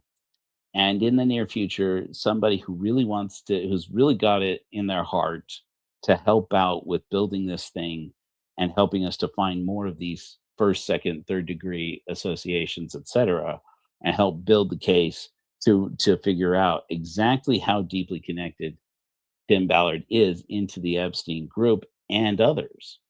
Let's build it out from here and let's see how the Epstein files start to reveal some more of this network of what people think of as this anti-trafficking movement. Turns out may not be. We know it's not really an anti-trafficking movement. The question is, how closely connected is it to an actual trafficker and an actual trafficking network, which is fascinating. If you click on, you'll see that. So my hope is that as somebody's going to say to me, Joe, I'm that person you can trust. I'll be patient. I'm that person you can trust isn't going to try and delete the whole database or do anything like that. And I want to get in here and start playing with this matrix so that I don't have to be the only one in here. That person, maybe one or two persons, I'll be giving special admin access to be able to upload and to modify documents and or to place documents into the matrix, create nodes in the matrix, connections in the matrix, and also to create links and post links. This is one of these links. It's going to load for me. Hold on, let's play an ad. I'm just going to show this to you real quick. So again, I'm going to come out here. I'm going to stop sharing on that. Stop. They've really got to do better about making it more streamlined for us to use this, but whatever. This is the window that pops up when you click on that link. And you will see that this is our man himself, Eduardo Verastegui. That's Jen Murray over there. She's my crush. which is one of my favorite reaction accounts. Yeah, you guys should all follow Jen Murray. Don't tell her that I said so. Maybe do tell her I said so. I don't know. I don't know. I'm nervous. Anyways, she has a partner. Anyway, and I don't think she's polyam. Anyways, here's here is Eduardo Verástegui, who plays Paul Hutchinson's character in the movie. Remember Paul Hutchinson? They basically took his character out and replaced him with a whole different character, a Mexican businessman. He created basically this guy who is the money man behind it and failed presidential candidate for presidency of Mexico is the guy. He wrote himself a role in the film to replace Paul Hutchinson, who in the Tim Ballard story, most of the people they don't love Paul Hutchinson in the Operation Underground Railroad, even though he was the guy who put up all the money that made most of the money that made OUR possible. At least that's the way it seems. And if it wasn't his personal money, he brought other people into it. And the reason why I can't stress this enough, I know this is a tangent, but the reason why a lot of OUR people, why in OUR, they don't really treat Paul Hutchinson with a lot of respect. Number one, apparently he did, as Tim Ballard tells people you're going to have to be willing to do. Apparently, while they were on a sting operation, Paul Hutchinson, somebody challenged him saying, hey, if you aren't a cop, to go and cop a feel on one of these younger persons. And he did it to prove that he wasn't a cop. And Tim Ballard, apparently, the story goes that Tim Ballard pulled him aside and said, what the hell did you do that for? And just unleashed on him. Story goes, from what I understand through the grapevine, that was when Paul Hutchinson allegedly confessed to Tim Ballard that he had a problem with looking at illicit images that are not strictly legal, shall we say, that are not legal at all. And that he was trying to overcome it. They had a problem. My understanding is that, and I don't know this for sure, is that when Paul Hutchinson defends himself on this point, what he had told Tim Ballard was that he liked barely legal stuff, like Pornhub's barely legal category. I'm not going to be the only one who cops to knowing what this is. This is a thing. Hey, Pearl Gonzalez. This is what we talked about. Yeah, I know who you are. I verified you. I'm sure you know this, Pearl. Forgive me. It's not that I don't like you. It's that I don't know you. And I've had a lot of contact from people who claim to be who they are, claim to be something other than what they are. I did validate our mutual friend who did affirm to me that you are who you say you are in confidence. So now I trust you a little bit better. You guys don't know. Don't worry anybody else about that. But anyways, so suffice it to say, Pro Gonzalez is one of the people giving me some good information here. Yes, this is what we had talked about. Anyways, this video that you're looking at here, you're going to notice down here in the bottom left-hand corner and a capital letter B. That means that this is, as you'll see here, an exclusive interview with Sound of Freedom producer on beating Hollywood, Disney, Netflix, Amazon rejected us by Breitbart News, who is the founder of Breitbart News and the principal. I don't know that he's intimately connected with them still, but if you know anything about Breitbart News, you know it's basically run by Steve Bannon, always has been. And so we have yet another mutual connection here. So basically, Steve Bannon and or his community, his group, have invited Eduardo Verástegui to speak at Charlie Kirk's conference at a pro-Donald Trump rally, basically in 2023, where they're showing Sound of Freedom, and Eduardo Verástegui is right in the middle of all of it. And he is the guy. And this video I won't show you because, again, every time I play clips lately, I get the live taken down. But suffice it to say, he tells the story about how difficult it was, first of all, to get the money to make Sound of Freedom, then how difficult it was once Fox Faith, if I'm not mistaken, purchased the rights to distribute Sound of Freedom, and then Disney bought Fox. You remember that back around the same time they were negotiating the sale of Star Wars and Lucasfilm. Well, negotiating the sale of Lucasfilm. Well, Fox got, all of Fox got gobbled up by Disney. Disney allegedly found out about all the slate of projects on Fox Faith, like Sound of Freedom, and just basically put them all on the back burner and said these will never see the light of day. And according to multiple people, and I'm sure it's probably true, like Eduardo Verostegui, this film, which I think was finished, if my memory serves, in 2019, Sound of Freedom was just never going to see the light of day. So, um, basically, he talks about how he had to go to bat to wrestle with Disney to get them to get them to release control of Sound of Freedom. I don't remember exactly how it turns out that they actually did get Sound of Freedom back, and then he went out and tried to sell it to Netflix and Amazon, which I actually believe he probably did actually, and they did, and apparently they told him this movie is not our thing. We're not interested in. Doesn't have any place in our slate. And he says that he was very patient with them, and eventually decided nobody was ever going to buy Sound of Freedom or get the sign on to distribute Sound of Freedom. And that's when he says somebody connected him with the Harmons over at Angel Studios. They said, there are these guys up in Provo, Utah.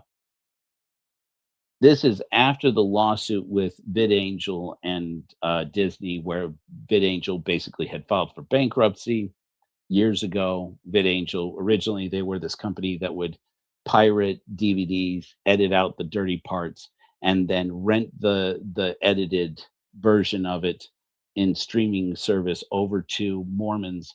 Well, you didn't have to be Mormon, but pretty much everybody was Mormon. They would stream you an edited version of this pirated version of the film, and then you would and their legal excuse for it was that because they would have you first digitally purchase a copy of the DVD that they had on a shelf somewhere. This is me, who am not a lawyer, explaining this in the best way that I understand it. Because they had sold you that DVD, that allegedly they were taking the DVD's content off of there as a backup copy for you on your behalf, editing that backup copy, then streaming that backup copy over to your set-top device. Then when you were done watching it, they gave you the option to either to sell the DVD back to them for $2 less. So you bought it for $20 or $21, and you'd sell it back to them for like $18, and then for like $18, which they would give you as a credit towards purchasing another it's midnight, $20 video, and then you would do the same thing, do it over and do it over and do it over and do it over and do it over and do it over. And so they build that to their to their users as rentals, but they were putting it on the books as sales of DVDs. But at the end of the day, they were just holding DVDs, as I understand it, and I am not a lawyer. They're basically holding DVDs on a shelf and then taking pirated versions of those DVDs, editing them and streaming those to their users. And eventually Hollywood sued them and said, you can't do that. That's piracy, no matter how you try and sell it to yourselves.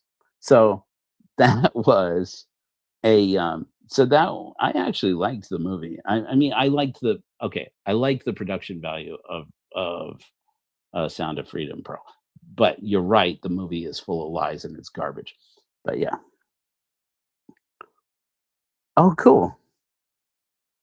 Oh yeah, I remember that from when you told me what your name was on TikTok. Now I know who you are. The old name, we had this conversation. We can have this conversation offline.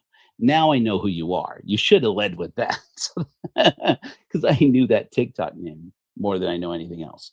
That's when I went, oh, okay, I know who you are. Anyway, so yeah, so Eduardo Verostegui talks in this video about how he got control of the film, tried to get Netflix and Amazon to buy it. They said no, and eventually he ends up selling the distribution rights to VidAngel, which was now rebranding as Angel Studios, which is now a public company. They had gone bankrupt, getting their ass sued off by Disney, and they rebranded and said, "Well, we'll just make our own content from now on." They raised money for the production of the film of the television series The Chosen, got connected with The Chosen. That also is in our Matrix. I'm still trying to figure out how that's all connected into the Matrix, but basically, if nothing else, in a tangential way, in a in the circumference of everything that's going on with Tim Ballard, is the production and negotiation of the distribution of a bunch of other content besides Sound of Freedom, including The Chosen, the series about the life of Jesus. And that's all inside the same matrix. I'm going to go ahead and pull that down, and I'm going to share with you once more, probably for the last time, corehor.org/Epstein-Ballard. So this is our cool matrix. And so that's just one example. Jim Caviezel is a whole other one that I'm a whole other rabbit hole I'm really looking forward to getting into. Also, some other ones that you're going to see in here. Russell Brunson. I haven't put his organization down here because, as far as I don't know who else at Russell Brunson's organization is connected into this fiasco. Even I don't want to put anybody in here unless there's a possibility that it will lead to more mutual connections between Ballard and Epstein, or it will help us to figure out more about the actual production of Sound of Freedom or the dissolution of OUR. So we're going to add them in as it seems relevant. But Russell Brunson is an interesting character because he's one of the few people, as far as I know, still defends Tim Ballard. And if you don't know, he's the founder and CEO of a company called ClickFunnels. My personal feelings about ClickFunnels are not important, but they're not positive either. But basically, it's an extremely wealthy company that backed OUR early on. And Russell Brunson, you're going to notice I highlight him. Oh my gosh, never mind. It's not showing up here. Apparently, I still need to work a lot on the connections. Anyways, there should be a line directly from this guy to M. Russell Ballard. According to Russell Brunson, he posted this video on Instagram, and he's told this story before, that he didn't even know who Tim Ballard was. He didn't know who Operation Underground Railroad was until one day he got a phone call from M. Russell Ballard, the president of the Quorum of the 12 Apostles. And M. Russell Ballard, he says, who he knew and was closely connected to, told him, "I want you to donate money to this organization, Operation Underground Railroad. They're doing God's work, and I want you to meet their founder, Tim Ballard." Well, when a prophet, seer, and revelator tells you, "I want you to give $1 million or more dollars to an organization that's doing God's work," do you say no? He's an apostle of Jesus Christ, right?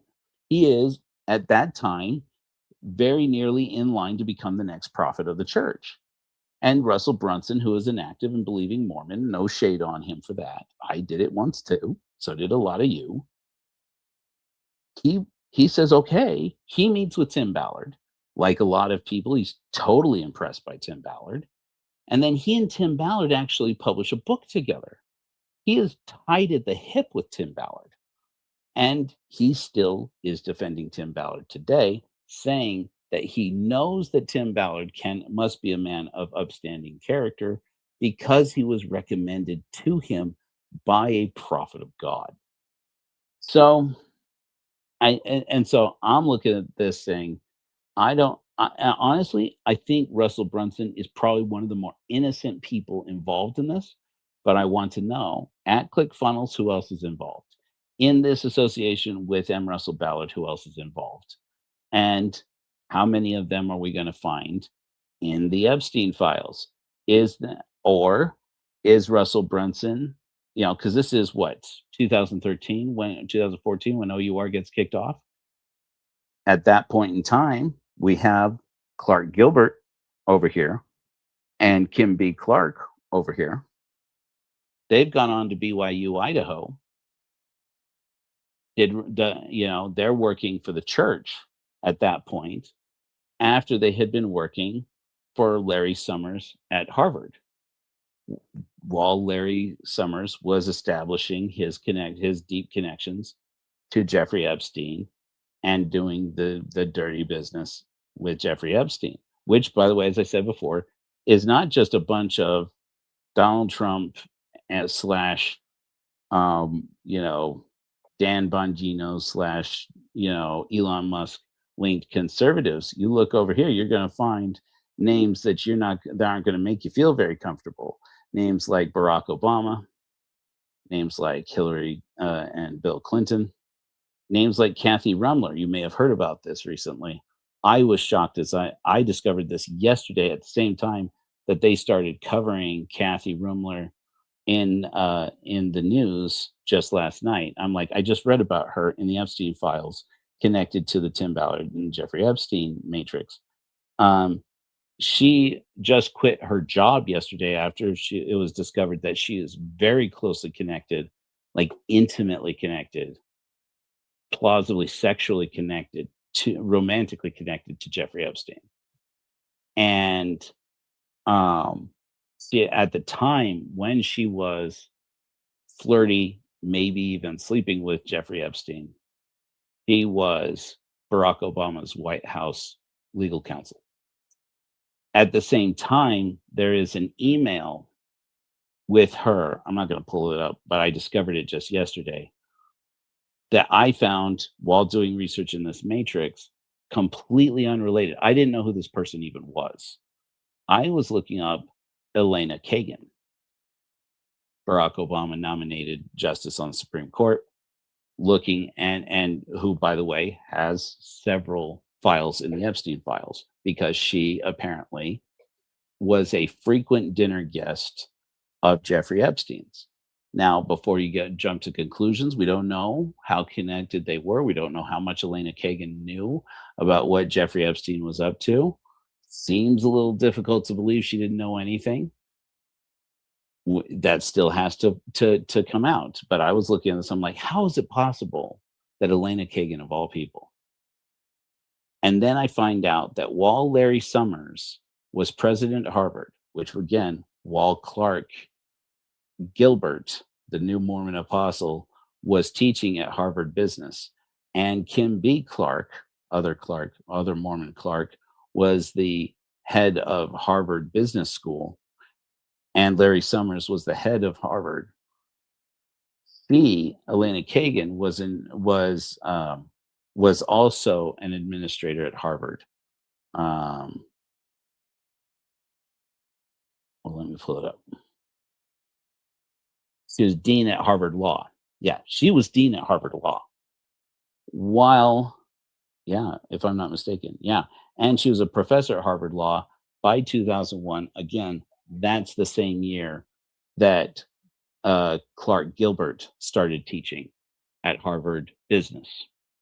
How well do people at Harvard Law know people at Harvard Business? I don't know, but they're all coming out in the Epstein files. Well, Clark Gilbert's not in the Epstein files, but Elena Kagan is. And I was looking for Elena Kagan. I had no idea about Kathy Rumler until I saw an email from Kathy Rumler to Jeffrey Epstein, where he had asked her, hey, do you want to come over? If I'm not mistaken, he said for Yom Kippur, we were thinking to invite you over for Yom Kippur. They're both Jewish. That makes sense that they would celebrate the high holy days together. And he suggested, I was thinking we could get Woody Allen. We could get Woody and Sun Yi, which means Woody Allen and his wife / stepdaughter-ish, Sun Yi Previn. I'm not sure how to say that. I apologize. And basically left it open-ended to say, And who else? And she replied only with the words, Elena Kagan, question mark. And that's how I came to discover that Elena Kagan and Kathy Brumler were all part of the same network. Now, again, the it almost hardly seems worth any mention because these people are not in any way really directly associated with Tim Ballard. Apart from the fact that here, I just click on Kathy Rumler and you'll see Tim Ballard does highlight, not so dark as Jeffrey Epstein and the Epstein files and the Obama administration and Barack Obama, because of course she worked for Barack Obama in the Obama administration. She's mentioned several times in the Epstein files. And in those emails, she's mentioned as communicating directly with Jeffrey Epstein, apparently at one point, even sending him XOXO.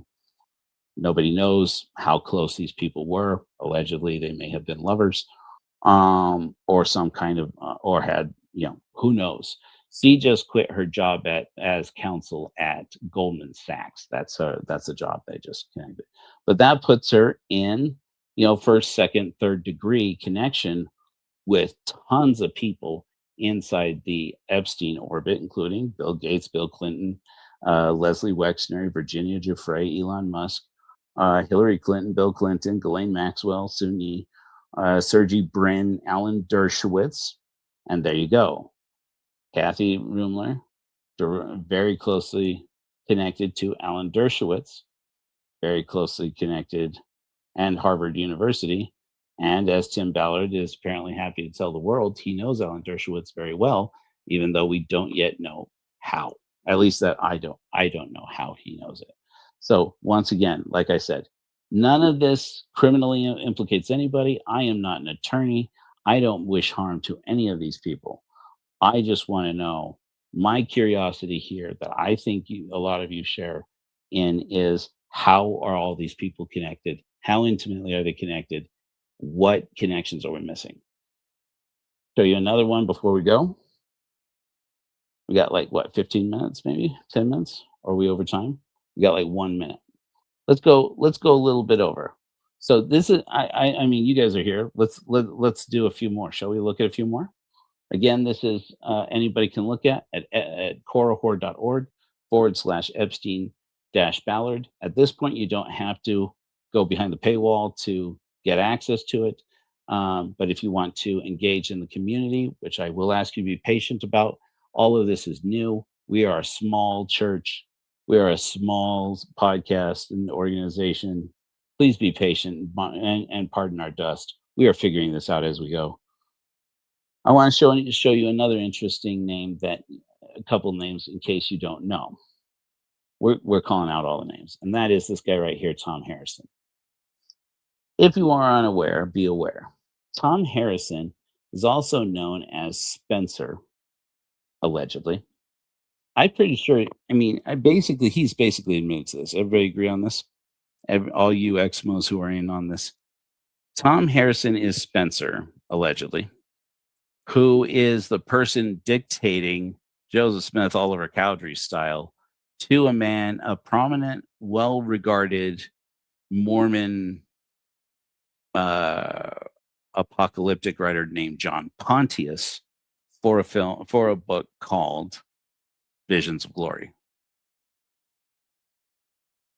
Visions of Glory, which I really ought to make a node for. That'll be a whole node in and of itself. Do I not have Visions of Glory in here? I'll show you something here while I'm at this.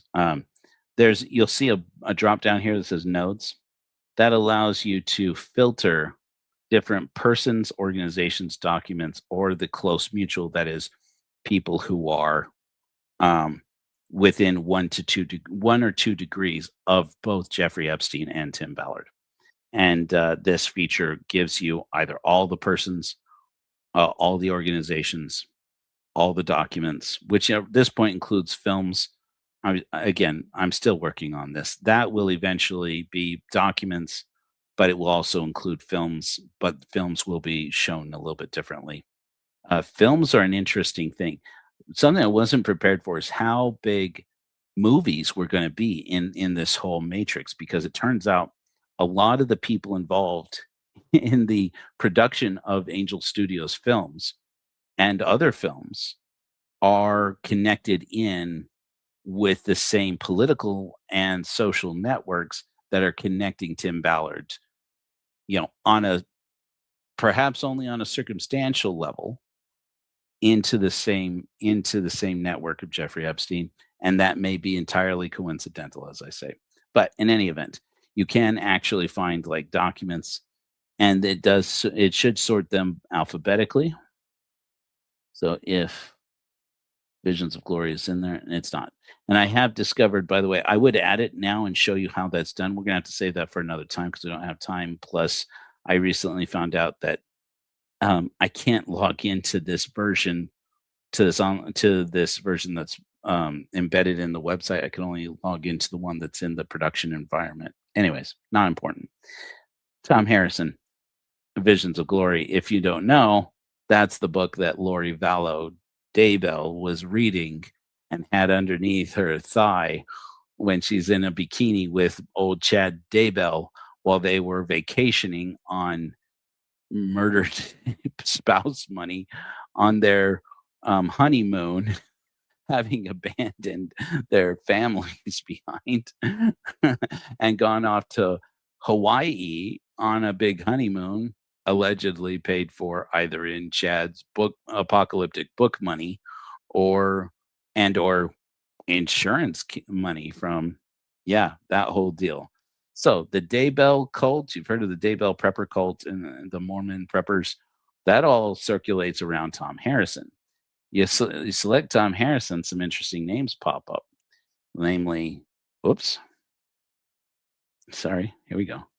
Namely, you have Tim Ballard, because Tim Ballard, while he was at Operation Underground Railroad, used to actually tell people at Operation Underground Railroad, many of whom, by the way, are his family members.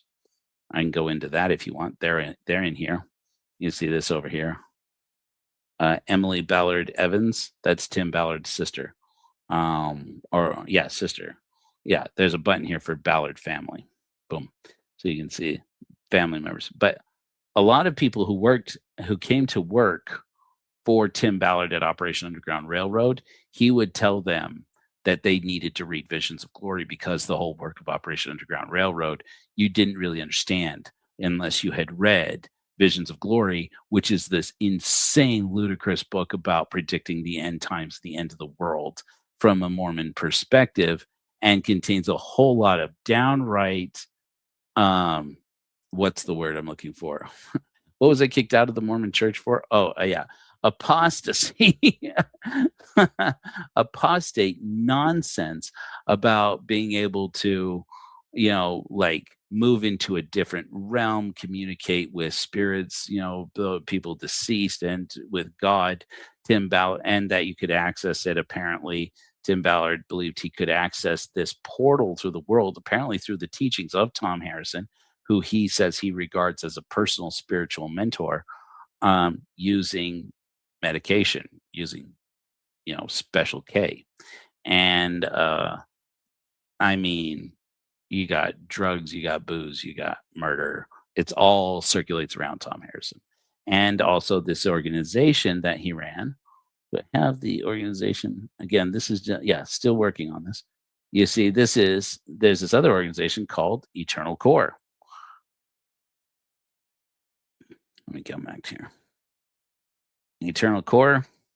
Again, you select a node, even an organization, and you're going to see you're going to see graded by how dark the circles are, associated first and second and third degrees of this organization. For example, right now that you see highlighted is Jody Hildebrandt. Remember Jody Hildebrandt? And then, of course, Tom Harrison, who started that organization. Then you have this guy, Neil A. Maxwell. Still need to work on these associations because Neil A. Maxwell is not even at this point connected to the Quorum of the 12 Apostles. If you don't know, Neil A. Maxwell was a neighbor of Tom Harrison's who allegedly became impressed by Tom Harrison and his predictions about the end of the world, while Neil A. Maxwell, who was very sick with cancer for a while there, and basically those of us who were members of the Mormon Church I remember even now as an ex-Mormon, remember very fondly how heartbreaking it was to watch this man slowly deteriorate. Well, actually, on a graduating pace, deteriorate until he passed.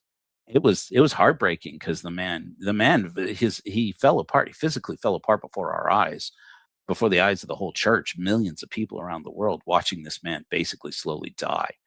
And as he started to get nearer his maker, he apparently started getting closer to Tom Harrison. And as he got closer to Tom Harrison started, and his network of people started getting closer and closer to the quorum of the 12. And that ultimately ends up maybe being how Tim Ballard and all these people end up so closely connected to the top brass of the Mormon church. Uh, you know, then of course, in the same network there, you got Chad Daybell, you got Julie Rowe. We don't even have time to get into Julie Rowe. That's a whole thing all by itself. Then from there, you got, I don't know how the hell Gates ends up way over here. I really got to fix some of the ways that I've been trying to fix the logic of how it groups things together, but you end up with these little weird artifacts of people just like getting thrown out in the middle of nowhere. Hardly, it seems like, what the hell does what does Donald Trump Jr. have to do with Sound of Freedom? He was there during screenings of it, at least one apparently, or at least in the same building at the same time. So I'm not claiming this is perfect. It's got a lot of flaws. It's got a lot of room to go. As I start developing this, we're definitely going to need at least one or two people who will volunteer to help us fill this out. One of the cool things about it, though, and I'm going to show you this feature while I'm here. Do we still have people with us? Still got a few people with us. We'll go for a little longer. We're feeling the spirit. I'm just going to show a couple more things. Basically, one of the more interesting things that I have done, I'm not going to be able to show this here. Do I show you the production environment? No, there's no time. Let me sum up.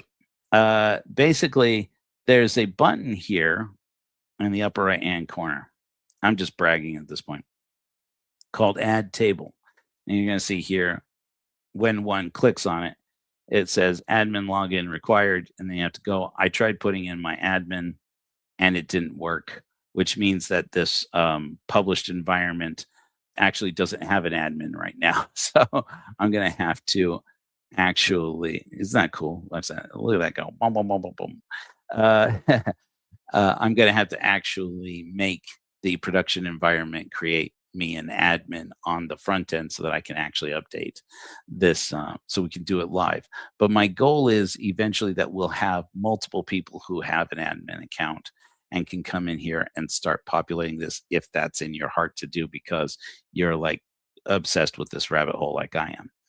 But one of the things that you can do is you can click on Add Table, copy and paste from a spreadsheet or from a table generated, for example, by ChatGPT, after you have double checked the information for hallucinations. I use Venice, if anybody's curious. Venice is basically, it's like ChatGPT, but supposedly it uses the hardware on your computer instead of using the cloud over at some organization. And so I like to think it's a little more secure. Who knows what the truth is, but I use Venice for Venice AI for creating tables. You copy and paste that table into a field and it parses that table and figures out the names that you'll have to have two columns, one that is a name and one that is a description. And it reads the name column and associates the name with the cell that represents the description. Then it reads the description and it looks for names and associations that are already in the matrix. And it figures out, it makes a list of suggestions that says, it looks like when we create these nodes in the system, we'll connect this person to this person to here, this person to here, this person to here, this person to here. And if it's obvious what the label is, it also the label for the connection, like this is the spouse of this person, or this is the producer of the film, or this is, whatever. it'll also parse that out. It's not perfect, but it is a way in which you can add up to 100 nodes at one time. Um, and let's say, for example, that you were to take, I'm not suggesting that we're going to do this, but suppose we were to take all of the employees of Angel Studios and say, here is a description of all the people at Angel Studios and their work history and experience as scraped from this website, whether that's LinkedIn or whatever, and take that information and dump it in and create, there's like I think like two or three dozen people who are who are prominent employees at Angel Studios who all might be in some way connected in with Tim Ballard. And I would be very interested, I personally would be interested to see how many of them worked at Operation Underground Railroad.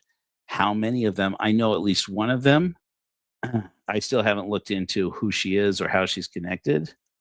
Where is she? In fact, let me see if I can find her. One person in the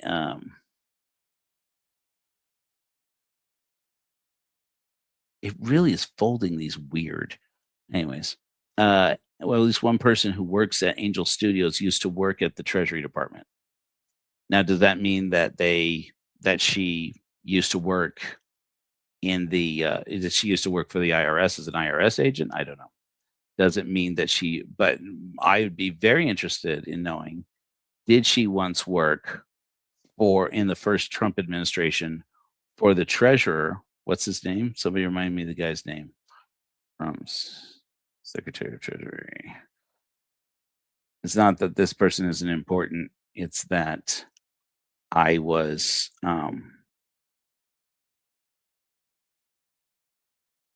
it's that I'm getting old. Stephen Mnuchin. I tell you why I think that would be interesting. Why I think that's an interesting connection. Because if this person really worked at Treasury, they may be closely connected to Stephen Mnuchin, and if that is the case, I definitely want to know.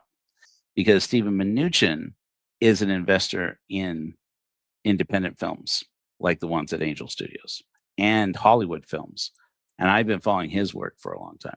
So these are all interesting connections. So I've gone on longer than I probably should have. We're at 2 hours and 15 minutes. I want to tell you guys how appreciative I am that you came out here and decided to hang out with me until all hours of the night. I am going up to see my kids this weekend up in Utah County. I'm very excited to be doing that. But nonetheless, rest assured, I still plan to give a sermon on Sunday. I do want people to know that this is Friday and Giving Fridays. We do encourage people to go to korahor.org and click on the Give button. When you go to korahor.org.give or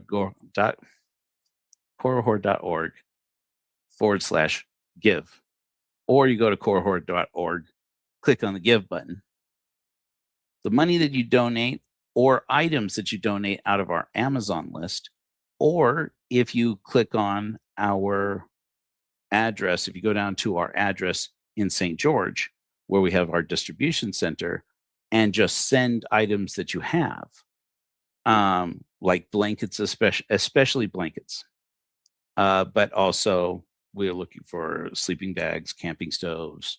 We're looking for food items, canned food items, etc. If you have it, and that can go out to the streets, or one of the other initiatives that we're running right now is that we are trying to gather as many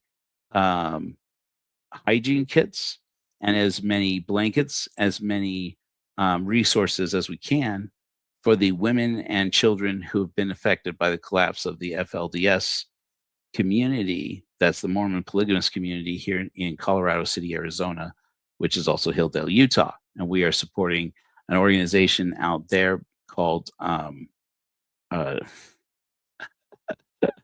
it's late. Families. What's our organization called? Is that what we're working with? It's so late, you guys.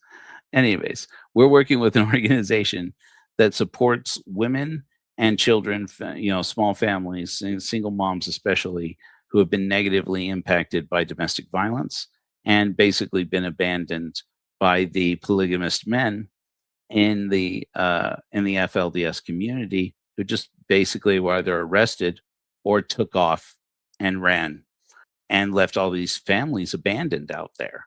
And that's right down the road from us, from here in St. George. In a month, I'm going to be out in Virginia, and I'm going to be starting coordinating work out on the eastern seaboard, doing the same thing out, doing similar work out there.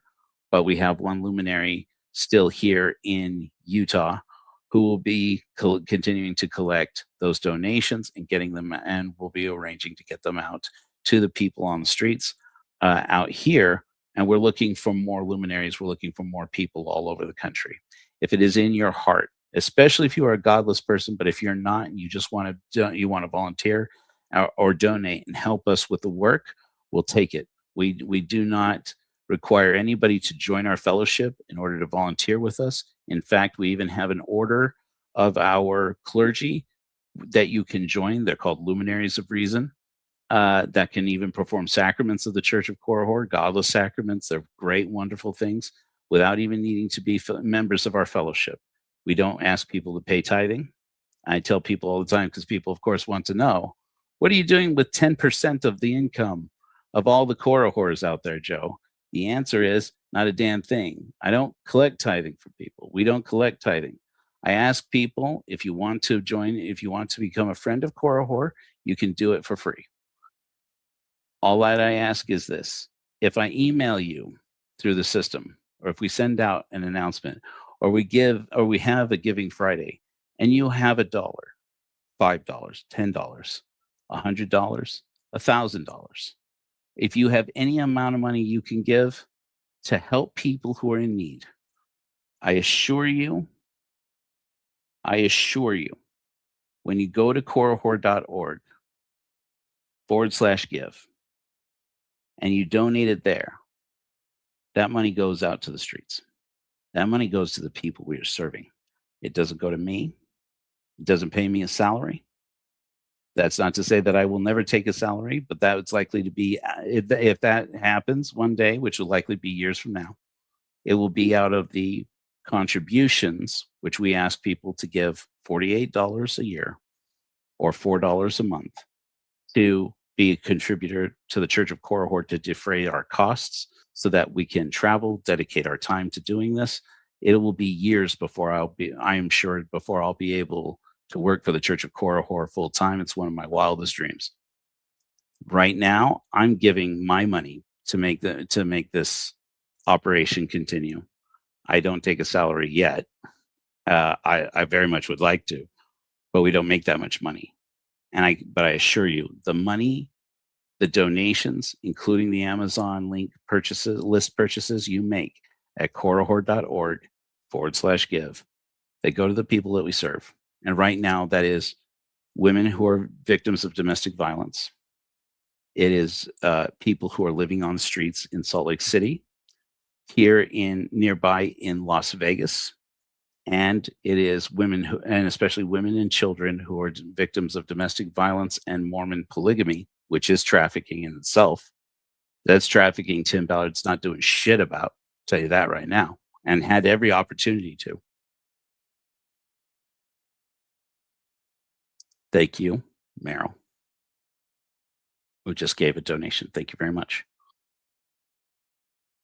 Those that money goes out to the people, and these victims, a small donation can change their lives.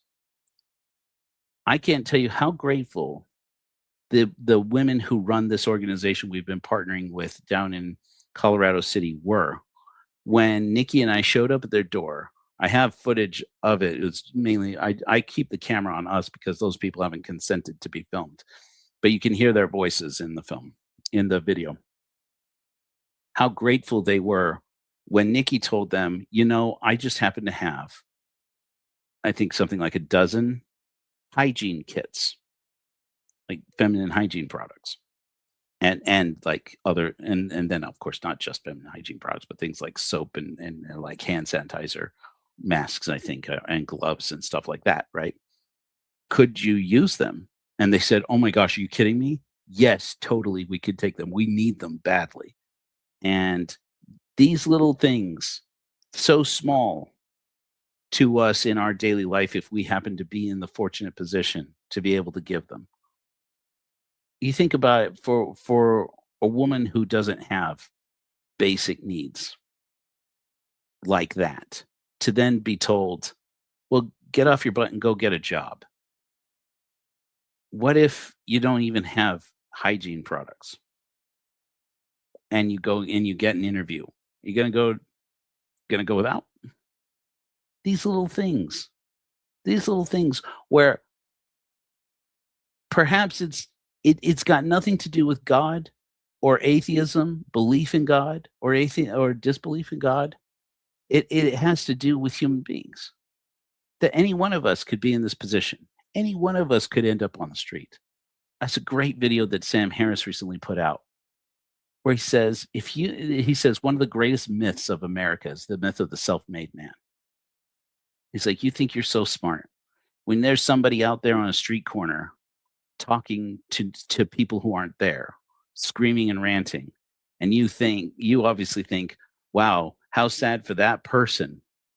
They ended up in that position. Because they aren't like me. And because like what? That you worked your way to not having mental illness or that mental illness? And he says, when the reality is, it was luck. It is sheer luck you ended up not in that same person's position. And it's luck that narrowly misses us. That what a marvel that there are people who don't have depression. What is that like? I have no idea. Lived with it my whole life. And there are people with depression who end up on the streets. There are people, I've met them, I've talked to them. I just did. If you guys go and look on our channel here on YouTube, I did a live stream where I was out. I did a live sermon outside the Crystal Inn in Salt Lake, where there were ICE agents reportedly from out of town staying, ramping up for action, possibly here the rumor is ramping up for action here in Salt Lake. And I went and preached a godless sermon out in front of them about the importance of valuing immigrants in our communities and about the importance of recognizing how white supremacy has shaped the propaganda of what we believe made America. And then while I was preaching that sermon, a black man, not that that's that important, walked up to me and asked me what I was doing. And I turned and told him I'm distributing blankets. I have some with me. I had emergency blankets.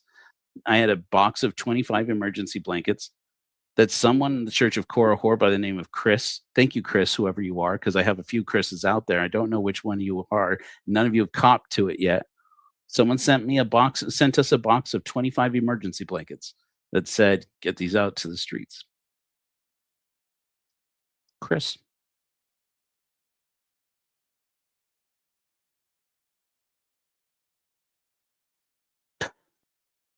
Sorry.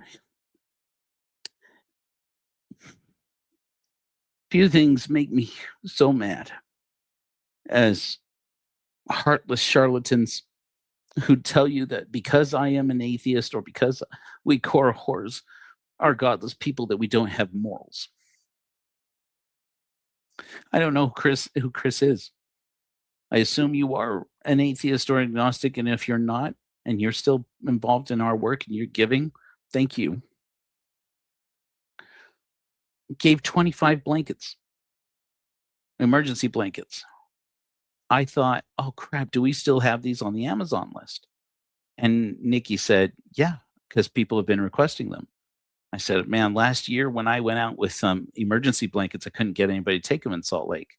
And that day, I took them up to Salt Lake and had them there in my pocket because they're very conveniently packed. And this man walked up to me and said, what are you doing? And I said, oh, I'm just preaching a sermon, but I'm also handing out blankets. Can I give you a blanket? And he said, absolutely. I said, they're emergency blankets. Do you like those? And he said, I'll take it. And so I reached into my pocket And I gave him one. I tried to give him one, and he wouldn't take it right away. He wanted to have a conversation about God. And I'm like, let me finish my sermon. So I wrapped up my sermon, and then you'll see in another video, I had a conversation with him, part of my conversation with him. And he said, let me talk to you about the Holy Ghost. And I said, let me just give you a blanket, man. And he's like, you believe in the Holy Ghost? What church are you with? And I told him, well, we're the Church of Korihor. We're a spiritual congregation. We're a spiritual congregation for atheists and agnostics. And he said, who are atheists? And I said, I'm an atheist. But it doesn't matter, man. It's a blanket. A blanket is a blanket. And he wouldn't take it from me. I finally found somebody who would take one of these emergency blankets until he found out that I was an atheist. I'm like, man, just please take it. And he's like, no. And he started crossing the street to get away from me. And I'm like, please don't do that. So I crossed the street, not chasing him, but because I had talked to another man while I was on my way out there, I saw another man who was living on the street, who was sleeping rough. And I said, man, do you have need of a blanket? And he said, yeah, I'll take a blanket. And I said, I'm going over there to preach my sermon. I'm coming back to get some more blankets and distribute them. Will you be here in 45 minutes? He said, yeah. I said, please don't wander off. I'm coming back. I'm going to get you a blanket. After my sermon, I went back. He happened to be across the street. I went up to that guy and I'm like, I said, can I come back with a couple blankets for you? He said, absolutely. I'll take them. I'm like, they're emergency blankets. Is that okay? He said, yeah, that's great. Those are so nice. They're so handy. Because some people, what they do is they use them in the snow, especially when it snows or rains in Salt Lake. They'll use it almost like a tent, which is good because when Salt Lake is a pretty progressive place. You wouldn't think so, but it is. The Salt Lake police, the Salt Lake mayor is actually a pretty progressive person. And the people there in that county are pretty progressive. But the Salt Lake County police, if they find tents, they go on abatement tours and they rip up those tents. They'll take a knife, cut that tent wide open, rip it right out on top of you. They take it down to the dump. They light them on fire. So when these people are out there exposed to the elements, exposed to the cold, exposed to the snow, while the Mormon church puts billions and billions and billions of dollars right now into renovating downtown Salt Lake City and doing everything except putting in shelters for the unsheltered. No soup kitchens. They have churches for sale for $4 million in Salt Lake because so few people go to church up in Salt Lake anymore. They have churches we could buy if we had the money. And it's been a long time my ambition, as some of you know, to buy old churches that, as there are many across this country that are run down, people don't go to church anymore. Buy these churches and convert them into shelters, convert them into libraries, convert them into planetariums for children to be able to see this universe one time in their life in small red state communities where a planetarium isn't convenient, where a library might not have a copy of Anne Frank's diary because the people in that town had decided to remove Anne Frank's diary from their library so that children can't learn that Anne Frank had bisexual feelings, that she sometimes had feelings for girls. And that's why they started taking Anne Frank's diaries out of libraries. We could take these beautiful buildings. They are beautiful buildings. And especially the Mormon ones. They're very utilitarian. We could be using those to house people because the Mormon church won't. And then to have some Mormon call off on my ass about how, because I am an atheist, I don't have any morals. It really grinds my gears, man. It chafes my goat. It makes my Korihor ass want to scream and shout. Well, I generally don't. And there I was on the streets with Chris's blankets. And I asked that guy, I came back with blankets and I said, Going to give you 2 blankets. This is a video. You can see it on our YouTube. I think it's published on the YouTube Shorts. Anyways, it's in our YouTube videos. I said, 2 blankets. Would that work for you? And he took them. And then he asked me, he's like, what is that guy on about? Because that other guy came back up and he said, don't take anything from him. He hates people. He hates our kind. And you'll see in one of these videos, I look at him, I said, what kind is that? And I looked at him and I looked at him. I was waiting for him to say something that I was like racist or something like that. Come on, man. I tried to give you a blanket 2 minutes ago and you ran off because I was an atheist. That guy tried to convince other people not to take try to convince somebody else not to take a blanket from me because I was an atheist. I'm like, you're living on you're sleeping rough, dude. I get that you're sick. I get that things are bad, but don't make something worse for somebody else. Anyway, these blankets are amazing, actually. And I was very glad to go out into downtown Salt Lake City, and again find that over by Liberty Park. I didn't get footage on this one, unfortunately. That I went over to Liberty Park and I found more people who were living there. Liberty Park is where they normally set up tents if they have them. I have been there at midnight in Salt Lake City, downtown Salt Lake City, between midnight and 1 a.m., passing out food, where I was terrified for my life.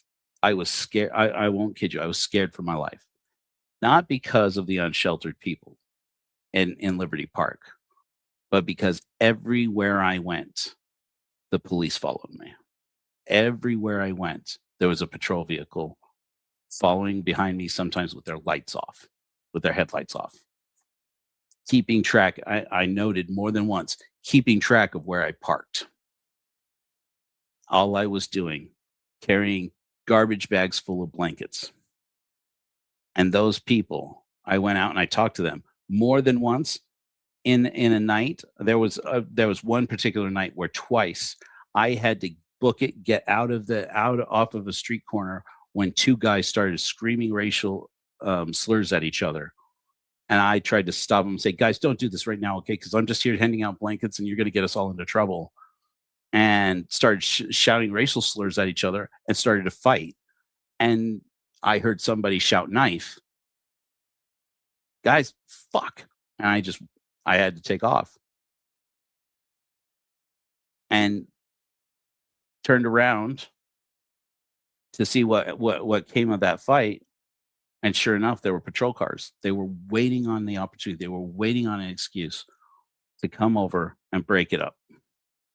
And the first thing and next thing I knew, I went, I got in my car, I drove around and came back. And the tents that were set up along the street were empty. The people had abandoned them there because a fight broke out and the police showed up.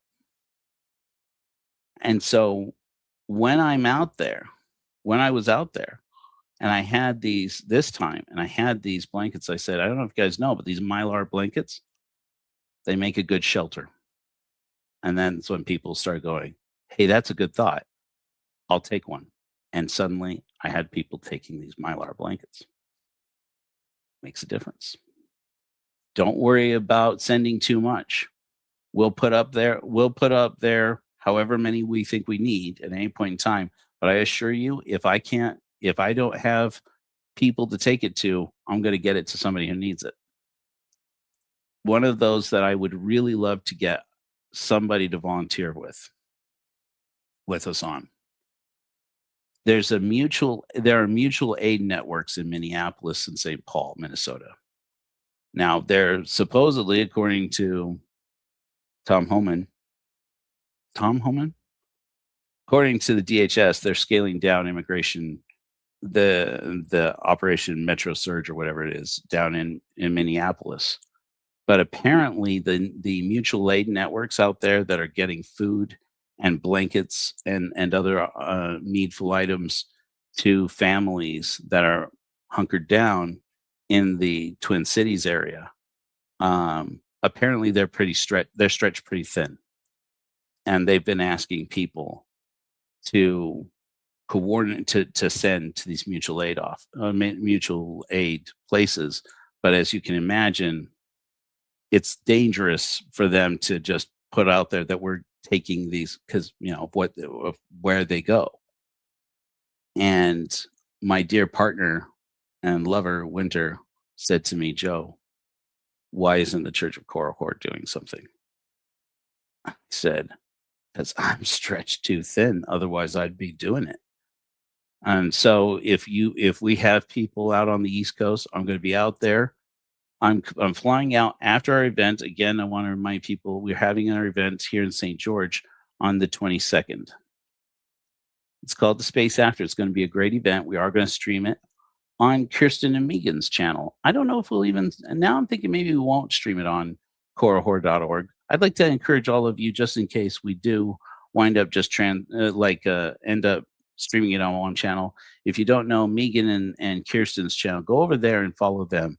Likely we'll probably just stream it on their channel. But I will be speaking and performing a canonization event. I'll be making the announcement of the big new push. We're changing some of the values of the Church of Korihor, and I am going to be initiating a new version of the We're Going Home devotional. Also canonizing new scripture in our canon, in the Korihor canon. I will also be introducing some speakers who are helping us with our self-defense training bookings, where we are organizing for trans and queer people and allies to get trained in self-defense, including for those who need it and want it, and only those who need it and want it and can handle it, potentially concealed carry permit licensing, so that our people can protect themselves. I don't know what God's work is,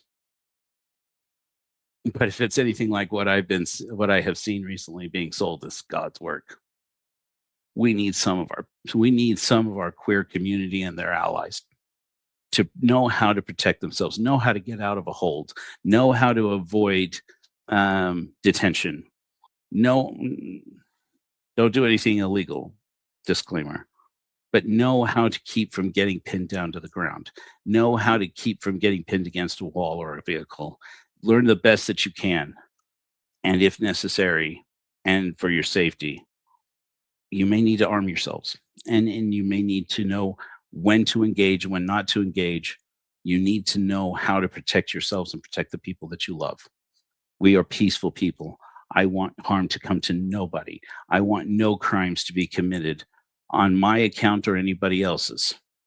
But please, please, for the love of all humanity in us, please protect yourselves. Please protect your loved ones. We only get one chance in this life. As far as we know, we flash in the dark. And this is our chance to flash bright. This is our chance to do something good. I want to thank all of you who decided to give at korihor.org. Thank you for coming out. Those of you who are planning to come out on the 22nd, the doors will open at 11 a.m. And the show will begin officially. You'll be able to come and see my artwork and other artworks, pieces of artwork, both originals and prints that you can purchase or bid on.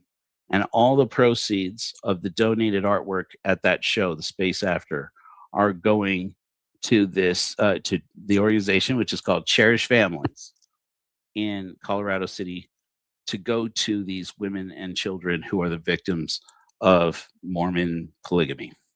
And we are going to help these people, and we're going to give them the biggest check that we could possibly cut for them. And it's going to come from people like you. It's going to come from people who appreciate art, especially art created by neurodivergent, neurospicy people, which so far is everybody who has donated artwork to this show, including me. And we're going to make an actual difference in these people's world. And that's what The Space After is about. Also, we're going to have a special presentation by Megan Connor from Third Verse, who is going to sing for us and tell her story about overcoming domestic violence. I don't know who's doing God's work, if anybody. I can tell you the Antichrist work at the Church of Korihor, it's changing lives. That's what we started the Church of Korihor to do. Now I've preached at you enough. Amen. Let's have I opened up today with a new perspective show opener for a show about Tim Ballard. I hope you guys liked this about Tim Ballard. Yeah, who's God? Good point, Jules. It's good to see you, Jules. You've been putting out some interesting content. You guys, if you don't know Jules Gems, Area 51, please go over to her channel. She's a luminary for the Church of Korihor, and she's doing great. She's doing great work out there. I don't know if you're still with us. Oh yeah, that's a brand new comment. I want to share maybe another hymn to close up with here. For those of you who don't know, we are the Church of Korihor. We're a spiritual community for godless people. And let's go ahead and hit you guys with a new hymn. I'm going to say this time, in honor of Tim Ballard. Yeah, in honor of Tim Ballard, let's go ahead and do.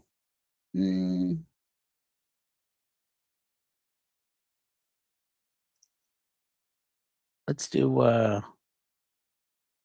We've done lots of charlatans. Let's do Broken Brethren. Those of you who don't know, this hymn is dedicated. I took this hymn to Salt Lake City in my first godless sermon. I went out in front of the Mormon Conference Center at their most recent general conference after the passing of President Nelson.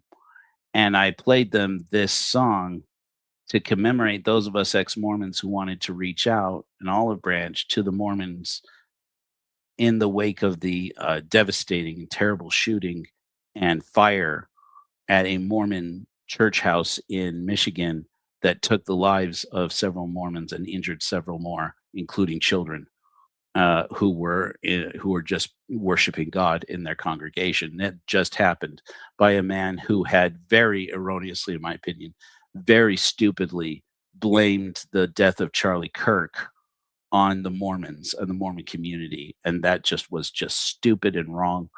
And it was terrible. And several of us ex-Mormons, we were hurt by it, even though we're known to have no feelings for the Mormons and to hate Mormons, etc. The blunt reality is we don't love the way they talk about us. And we don't love Joseph Smith. We don't love everything the church does. But so many of us love people who are still in the church and miss our communion with them and wish they wouldn't shun us. And though some of us have shunned them, wish, oftentimes long, to be reunited with them and to wish that we could be family again, that we could be a community again. And to express to them how we Korihors, many of us are ex-Mormons who don't want to lose that association. I wrote this hymn, Broken Brethren. I'll see you guys on Sunday. Love your faces, flash bright. Amen.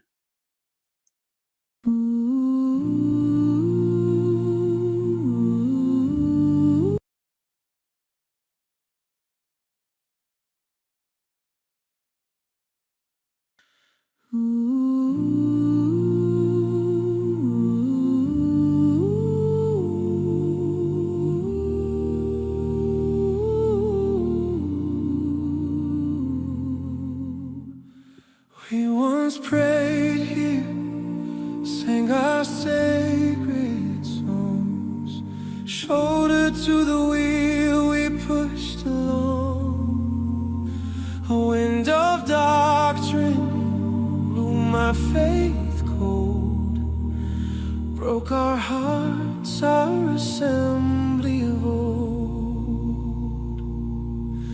Brethren, I'm here, I have not strayed.